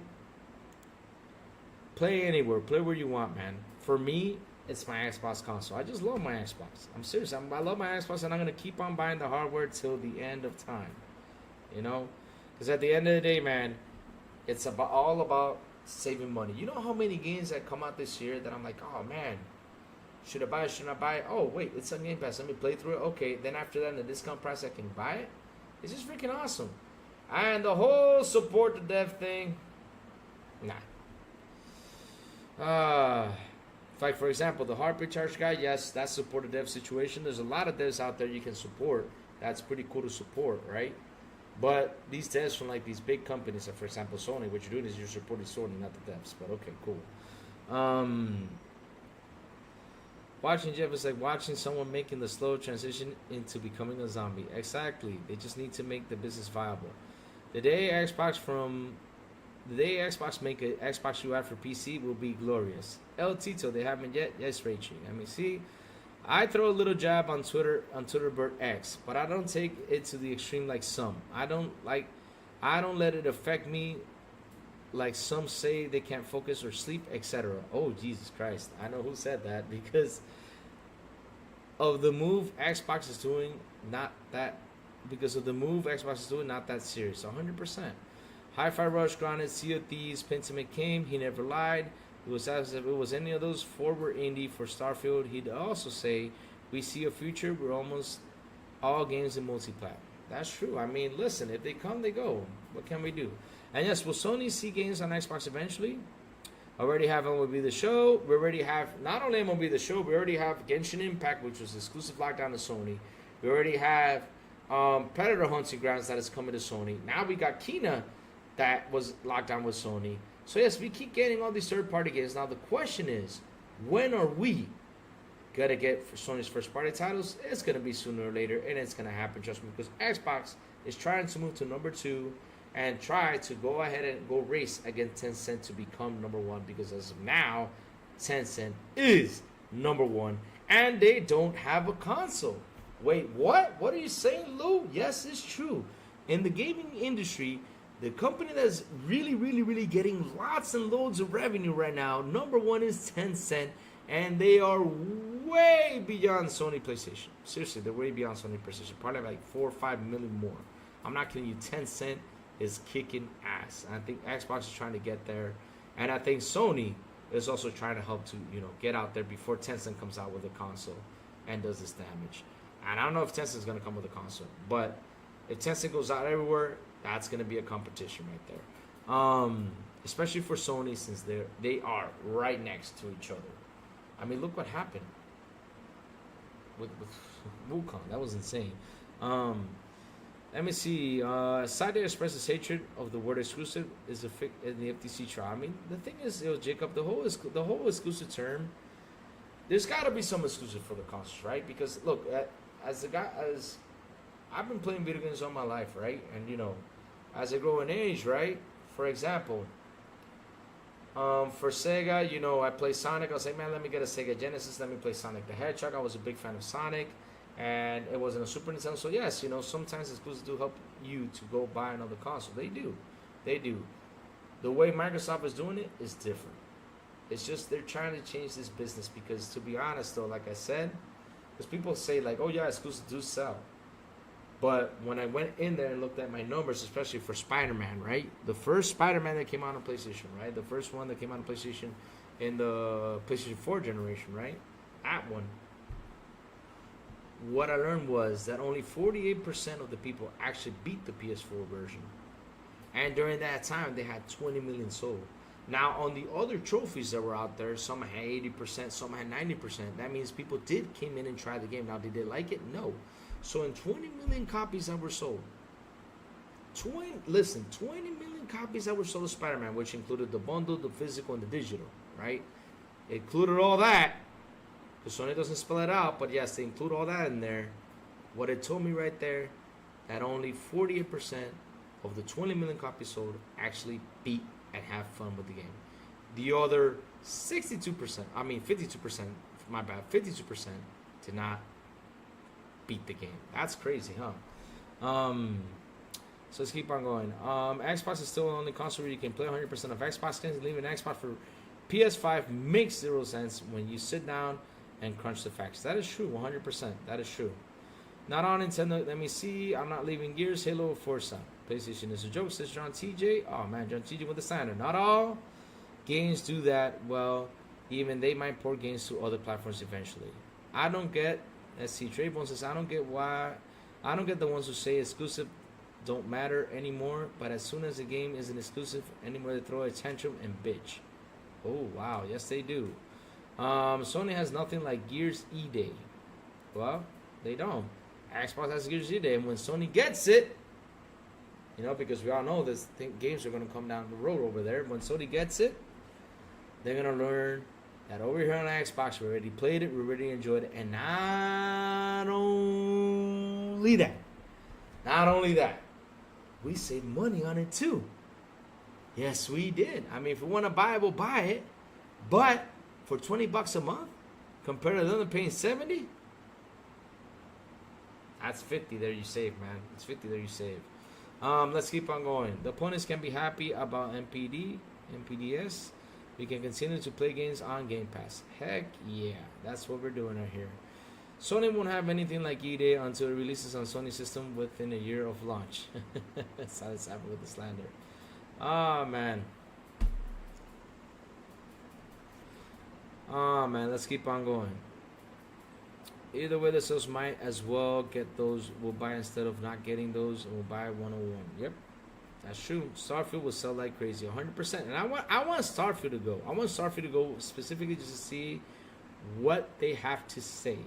I'm sure there's people twisting Phil's words on Twitter, Birdex. Always just the words. They're always doing that. I mean, it's a way for them to get the clicks.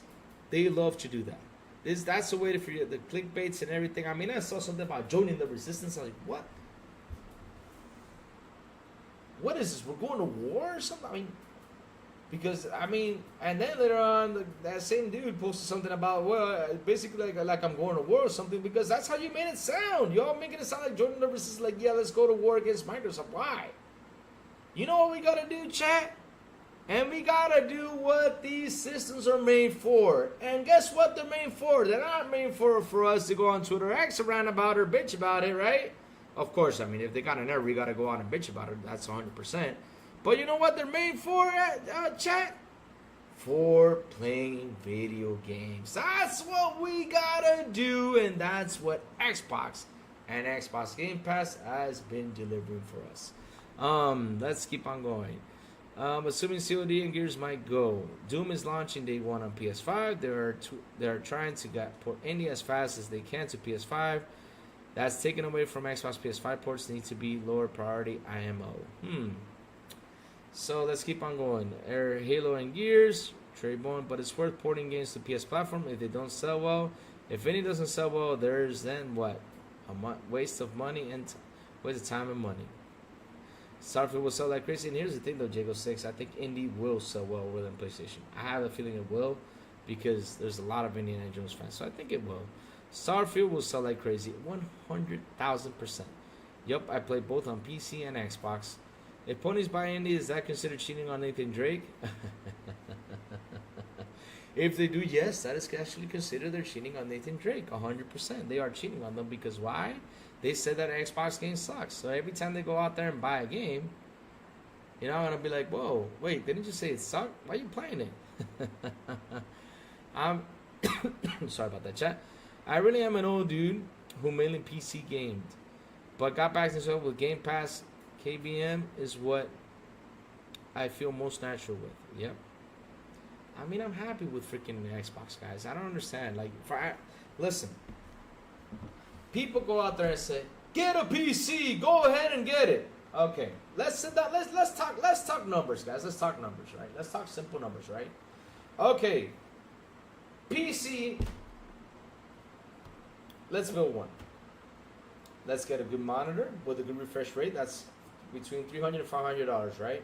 Let's run it up to 400, right? Let's run it up to 400. You gotta get a good monitor. You gotta get a good keyboard. Let's say between 75 to 150. Let's say $100 with the keyboard. 400 plus 100, that's 500 right there.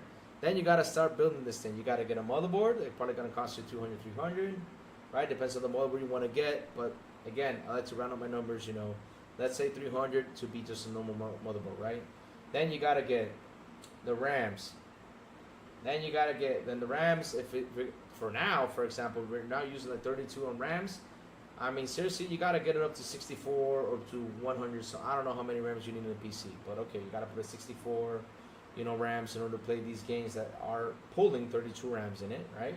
So then you need an SSD, which is between 100 and 300. Let's put it in the round number of 200. A good SSD that has 1 TB in it.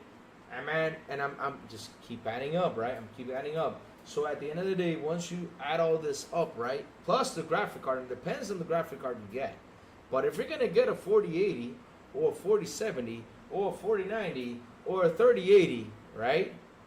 You're up to $2,000, $2,500 just on the PC right there. And that's without the case. Now, if you add the case, a good PC case will cost you $200, $300. Let's round it out to 200. Again, you're in $2,600. $2,600 just to play games, Chad. Just to play games. So okay, now let's move over here to the Xbox, right? Let's go. You go to Amazon, you buy a TV. Let's say you buy the best 2.1 inch HDMI, for example, the LG. You buy a 48 screen because I'm not a guy who likes to have big screens. I mean, the smaller screen, the better. So for me, I got a 48 LG C1. The LG C1 cost me $1,000. What was it? $1,300, $1,400, plus the Xbox, right? Which is $500. It was during the time $500, right? And then I just add the Game Pass Ultimate, which was back in the day. What was it? 13, 14, 15. I remember the Ultimate was $15, and that's it. And man, I got a powerful console. Now, do I compare to PC? No, because sometimes, you know, PC could kick its butt with the powerful graphic cards that are going and everything. Yes, I understand that. But, like I said, if you want like the most powerful graphic card, like for example, spending $2,000 on a 4090, Jesus Christ, that's a lot of money. That's a lot of money. I mean, that's $2,000 just for the graphic card. And that is without the case of the motherboard or anything. I'm telling you, if you're going to build it with modern motherboards, I mean, it's a lot of money.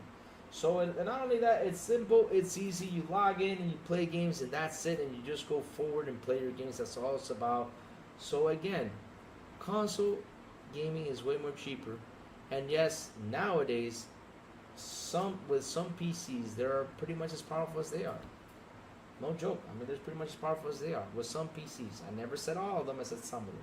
So yeah, at the end of the day, guys, it's still the cheapest way to game. Now, if you tell me, like, for example, last gen or the gen before, then I'll tell you guys, sell someone in with your PC. That's what you got to do. All right. Either way, their sales might as well get those will buy instead of not getting those will buy. Business 101. All right. Let's continue now. Rachie with a beautiful and an awesome $2 Canadian Super Chat. He says, the PS5 version should be superior to the Xbox. 100%. I know some games have released that have been superior. All right. It comes out as been superior. I understand that. But the thing is, Rachie, where's the aftermath videos of when the game releases on PlayStation? Because it just sticks to that. Now I want to see aftermath videos after they fix the game to the Xbox. Because, hey, listen, sometimes they release the game and probably it's a little bit more superior. But what's the superiority on that, Rachie? You know what it is? Oh, I see more of a shadow right there. Oh, that tree right there did not have that leaf, but on PS5 it does have that leaf. That's just, are you serious? Now, if on the PS5 the characters come out on screen and become 3D, and you know even the trees and everything, and man, it's just mind blowing how beautiful it looks over here on the PS5. Then I'll be like, yes, it's superior. But at the end of the day, when you hit forward on an Xbox and you hit forward on a PlayStation 5, it's the same damn thing. It's the same damn thing. Hi-Fi Rush didn't do at all over there. And Jago 6, didn't you see that the PlayStation fanboys were saying, yeah, let's get Hi-Fi Rush, the next one, exclusive to PlayStation. But wait, y'all didn't buy the first one. Now, why do y'all want an exclusive? I don't get y'all. I don't get, seriously, that's the thing I don't understand about these PlayStation fanboys. They shoot themselves in the foot all the time. Because they basically said they didn't buy Hi-Fi Rush on PlayStation, yet they want Hi-Fi Rush 2 exclusive. I mean, what? So seriously, Phil Spencer pushes Hi-Fi Rush out there so the studio can keep going. He pushes it to PlayStation, you get those sales and say, hey, look, you know, this game is popular, let's continue with Tango Gamers, let's not shut it down. Probably that's why he probably pushed that game out there. This is a theory I have, but probably that's why he did it. Yet the PlayStation fan base did not buy the damn game. They didn't. And it was for $30 and they didn't buy it. So imagine that they make Hi-Fi Rush 2 and now PlayStation, okay, let me lock it in exclusive over here. Y'all gonna buy it? Hell's no. They ain't buying shit. Well, that can come back and bite me in the ass, but shit. Unless if it comes out for next generation, everything is good, then that's all that situation. But for this generation, if it comes out like this generation, they ain't gonna buy it. I'm sorry. Hi-Fi Rush didn't do anything good at all. That okay. Either way, you don't have the money on the table over feelings. 100%. I don't see many Sony devs taking time learning to develop for Xbox. Yes, I do see them. I do see them taking the time to learn to develop for Xbox. Tencent don't even have a console. They don't have a console, Jago 6, but they do have games, and they are #1 in video game revenue in the industry by a lot of money. PlayStation is in #2. That's the thing media doesn't come out. Media always tries to put PlayStation #1 by telling you with this console sales is #1. And right now, console sales are not the money making. It's all in the hardware. It's all, I mean, that's on the hardware, no, it's all in the software, and it's all in, what's it called? It's all in services and content. That's what it is. In hardware, it's not in there. I'm sorry. It's just not. It's just not. And they're doing better than Sony. Yep. Once Toki sees Microsoft earnings on their consoles, with their clear lack of direction, they will eventually want to dip into Microsoft economy for themselves. 110%. Let Tech, what's up? How you doing? What's up and good morning to you, sir.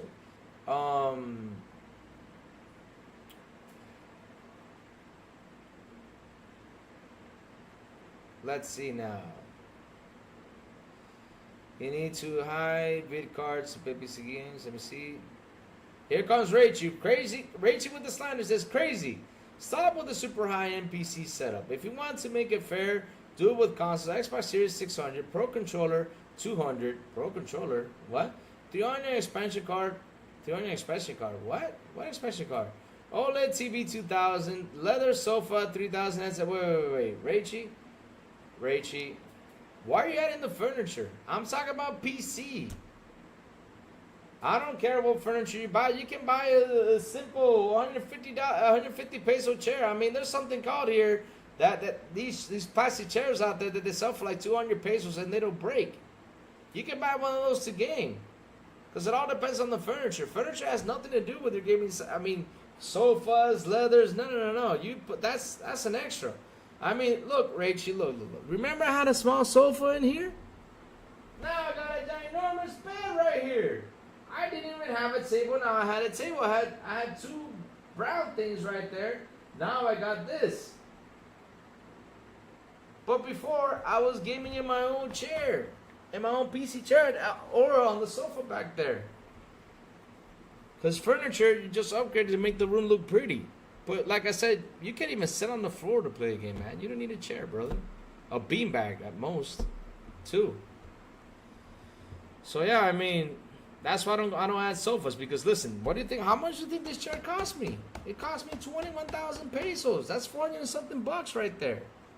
Plus with the furniture right here and everything. But I had to get a new gaming chair, just to sit here, and use it to play my games and everything. Oh yeah, I don't add that to the list. But Richie, at the end of the day, though, you even added a $2,000 television. I mean, Jesus Christ, $2,000 television. Let me go check something real quick now. All right, let's go check the C's. Let me go our teams to my site that love to check things out. Let me see something. All right, let's see now. Monitor reviews, headphone reviews, TV reviews. Okay, TV reviews. Let's go for gaming. Graph, Samsung, size and distance. Let's see now. Latest activity. Popular TV reviews. Let's see now. Newsletter and all this stuff. Let's see.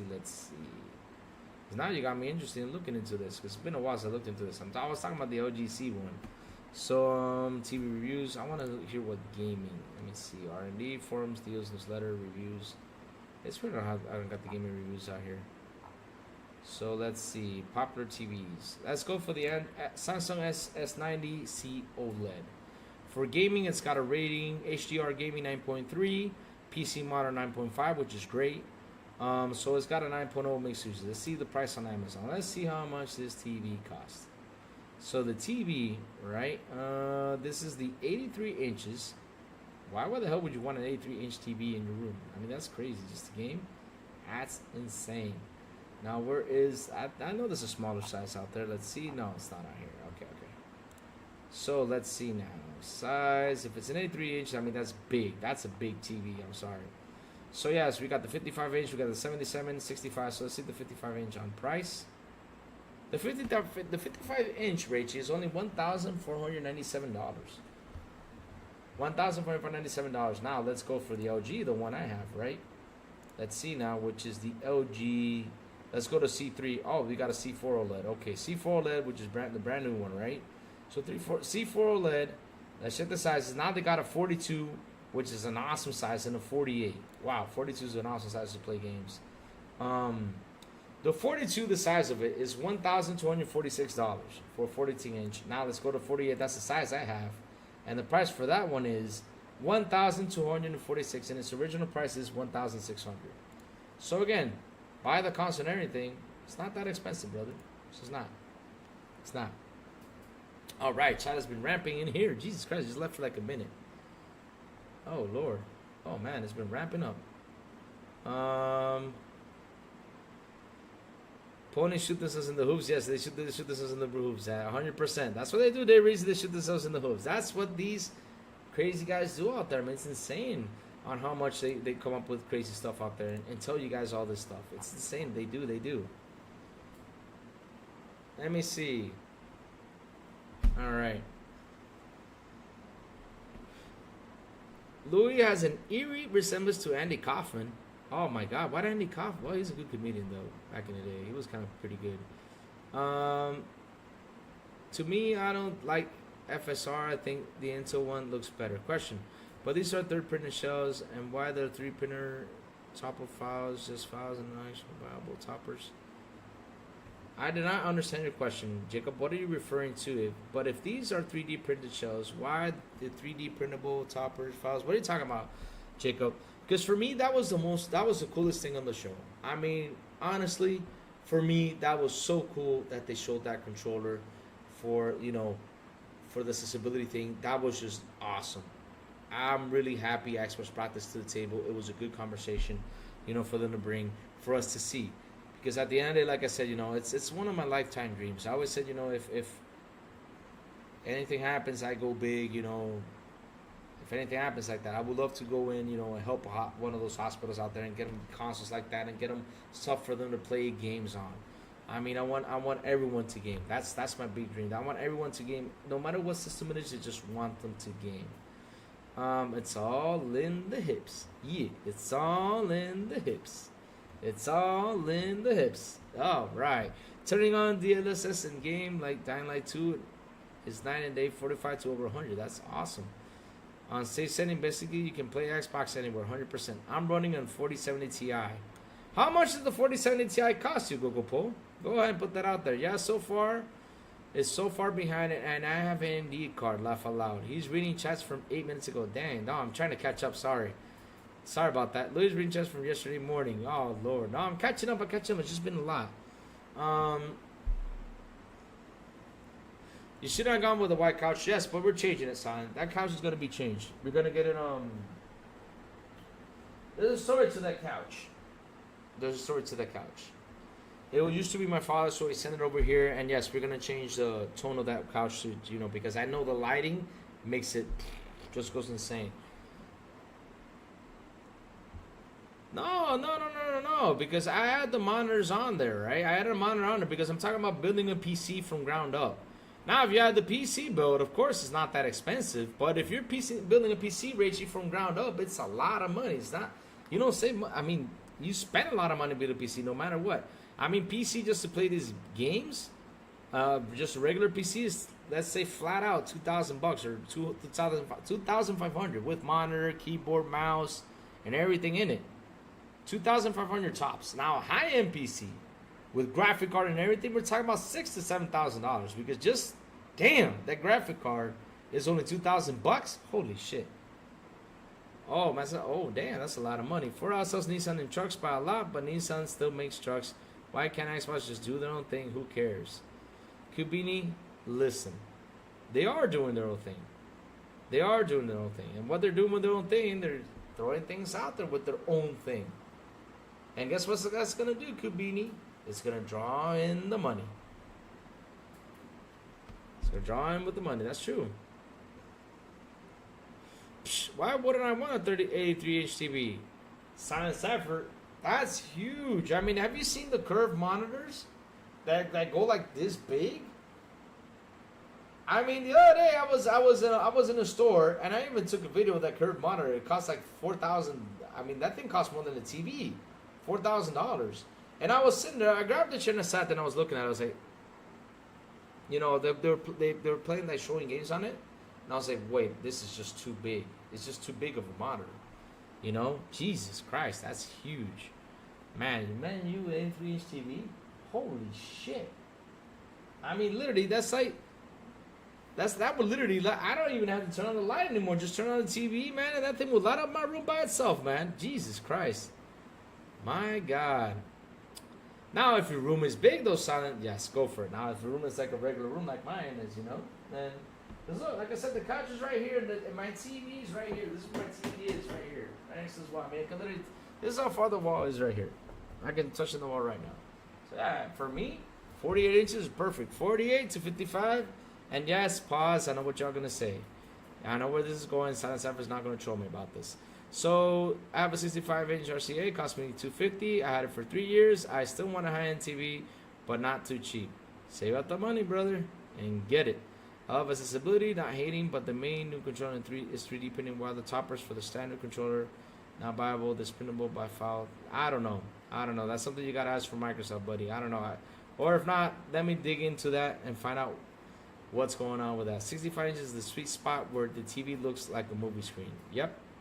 It's 650, 700 these days. Sweet spot if in your bedroom, 100%. Oh, wow, prices went up. It's not around 800 plus or now. I was going for Hisense, but dislike the OS. Oh man, Hisense. Oh Lord. RCA uses Roku, so I got it. Awesome. Why so serious? Google Pope pre-build. Let me see. You pre-build from Micro Center. People don't consider things like power supply, CPU, motherboard when building a PC. All they talk is GPU, la fella. That's what I'm saying, though. I mean, if you add all that stuff, yeah, that's another one. A power supply, right? You gotta have 1,000-watt power supply. That's the perfect one. 1,000 or 1,200. Get one of those good ones. That's a lot of money. And my power supply cost me 25,000 pesos here in Dominican, but when I saw it on the internet, plus with the weight, it was close to that buy. That's why I bought it here. But man, they are expensive. They don't consider, like you said, power supply, CPU, motherboard when building a PC, 100%. You gotta include all that. Okay, let's talk important things. Is Rachel Atlas Rings of Sands is coming today on Game Pass. It's not a pre-install. Who is going to try it? No. I'm not gonna talk about that. No, take me out of that conversation because now Chad's gonna ask me when is Atlas Ring gonna jump into Game Pass. Oh, look. Let me look for that before you all ask me that. Oh, Lord, damn. Some harsh words unconquered. So let's see. Atlas Fallen. Sands of Rain. What is it called? Sands of what? What is it? Sands of... Let me see. What is it called? Sands of... Rain of Sands. Okay, here we go. Rain of Sands. What time is it coming out?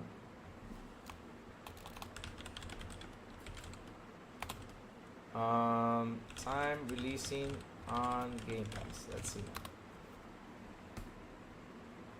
Let's see. It's been rumored that Atomfall will drop into the service, and now we have official whether the open action RPG will join Game Pass on August 22. Recent update. But what is the time, though? Please give me the time. I want another time, and no, they have not posted it, so I do not know what time it's going to be on, so don't ask me that question. Please don't. Oh, my God. So, let's keep on going. You're probably the only person that bought Conquer. I did not buy Conquer. I played the free beta. I did not buy Conquer. I didn't. I mean, I said I was going to play it, try it out, but I did not buy it. No. I played the free beta, and no. The player's not playing good in Conquer. Horrible. Just 2 win equals 22 games. Important screen share DM. Let's see how screen share. Conquer is fucking trash.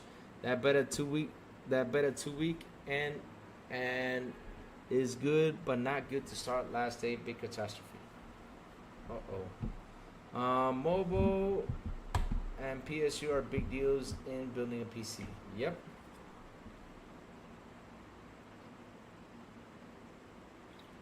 Depends on the budget and how much you want to upgrade if you want to upgrade the PC. That's what I'm saying, though. PC's money.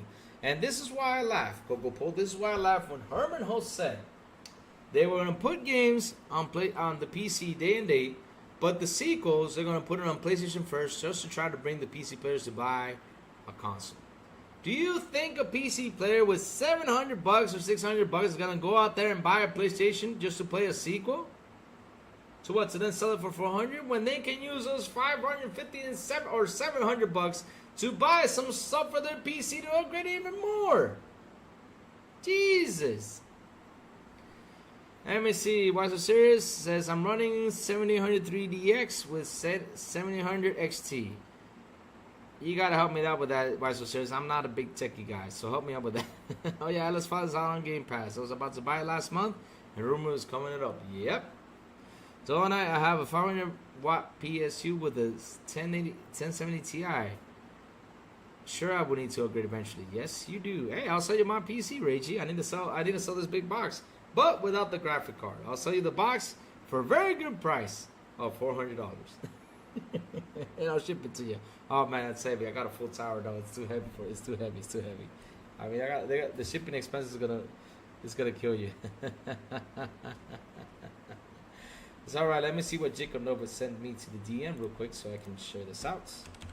So let's go to Twitter. Yes, because let's see. Let's see now. So he shared a post. Ah, there you go. See? The collector's edition. Now, listen. Let's talk about this. Let me put this on screen. Let me see. Let me go to screen and see if they can actually show this. Okay, here it is. Okay, so let's talk about this real quick. So this is the Indiana Jones, right? Right here. The collector's edition, which includes 11-inch globe. 11 inches of globe. Deluxe and collector's edition will also have a 3 days of early access and DLC upon releasing. Ah, that's cool. So this is what we have. We have a jumbo steelbook display case. We have the gray circle globe with the hidden storage. Oh, it has a hidden storage, huh? That means I can have my handgun in there. Nice. Oh, cool. I'll make a regular replica with game code, digital premium edition dominoes, new adventure journal. So wait, we get to write an adventure journal? It's like, okay, I went in a cave and a rock fell in my head. So you're trying to make us right? Or go this way, you'll find stone. So up to 3 days early access, digital art book, Temple of Doom outfit. Oh, that Temple of Doom outfit is pretty cool. Pre-order Game Pass bonus, Last Crusade pack, traveling suit outfit, and lion tamer whip. We're gonna be taming some lions. Yeah, come here, you lion. Uh-oh. That's gonna be a problem. No, but yes, thank you, Jacob, for sharing that. But hey, what's the price on this thing? Is it $100? Oh wait, is it? What's the price on this sucker? Let me see. I have not found the box in the collector's edition. Did they post it? Nope, I have not found it. Nope, I don't see it. Oh, we'll have to check it out how much is the price. But yes, let's go back to screen. Thank you, Jacob, for sharing that. That's pretty cool. Wow, 500 watt PSU, Jesus Christ. I had a 700 watt one when I was powering out the 3080. That watt died.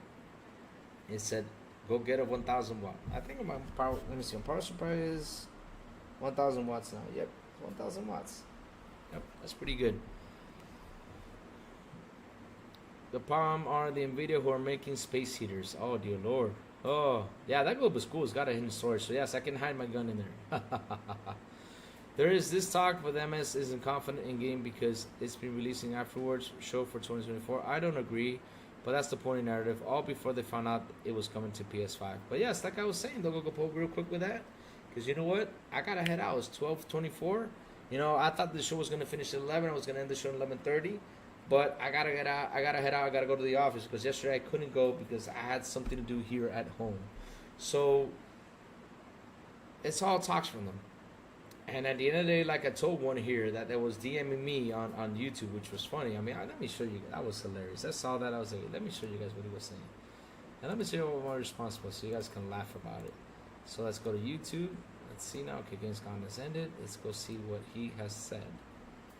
So where is the John Doe conversation? That was pretty fun. I think he deleted his... oh, here we go. All right, here you go. All right, here you go. Let me show this thing to you. Let me switch my screen real quick before I go. So, there it is. Oh, I closed it. My bad. So, yes, this is from John Doe. I don't know who John Doe is, but he hides himself because be a man and come out. So, he says, keep the hate going. Let me see. And Sony uses the 30% cut to make third-party exclusive. Thanks for beta testing Indiana Jones. And this is what I responded. Let me see where my response is. Oh, where is it?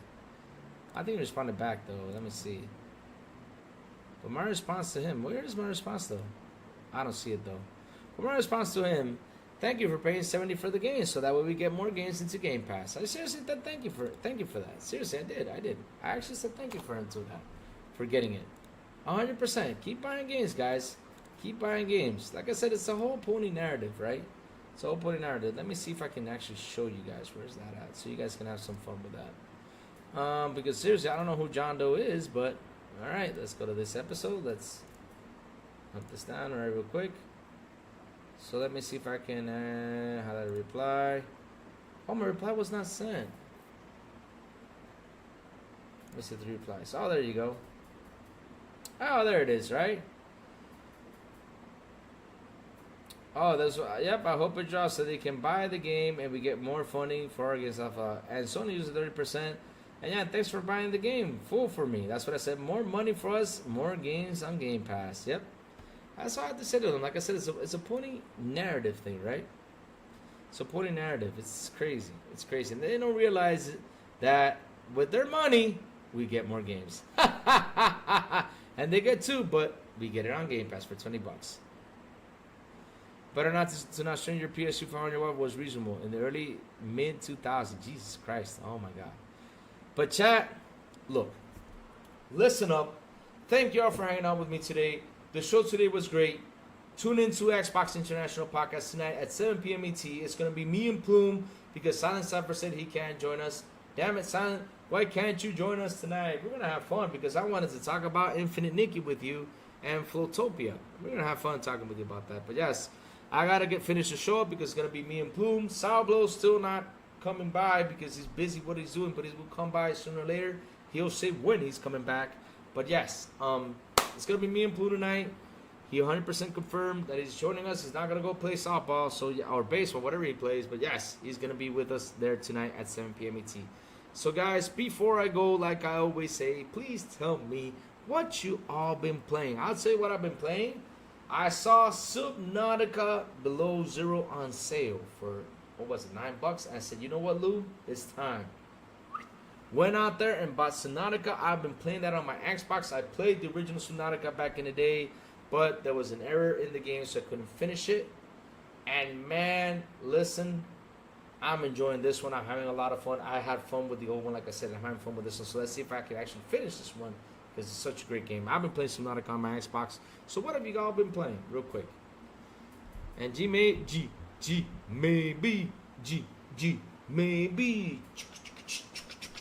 What's up, G? Maybe he says Infinite Nikki and starts laughing.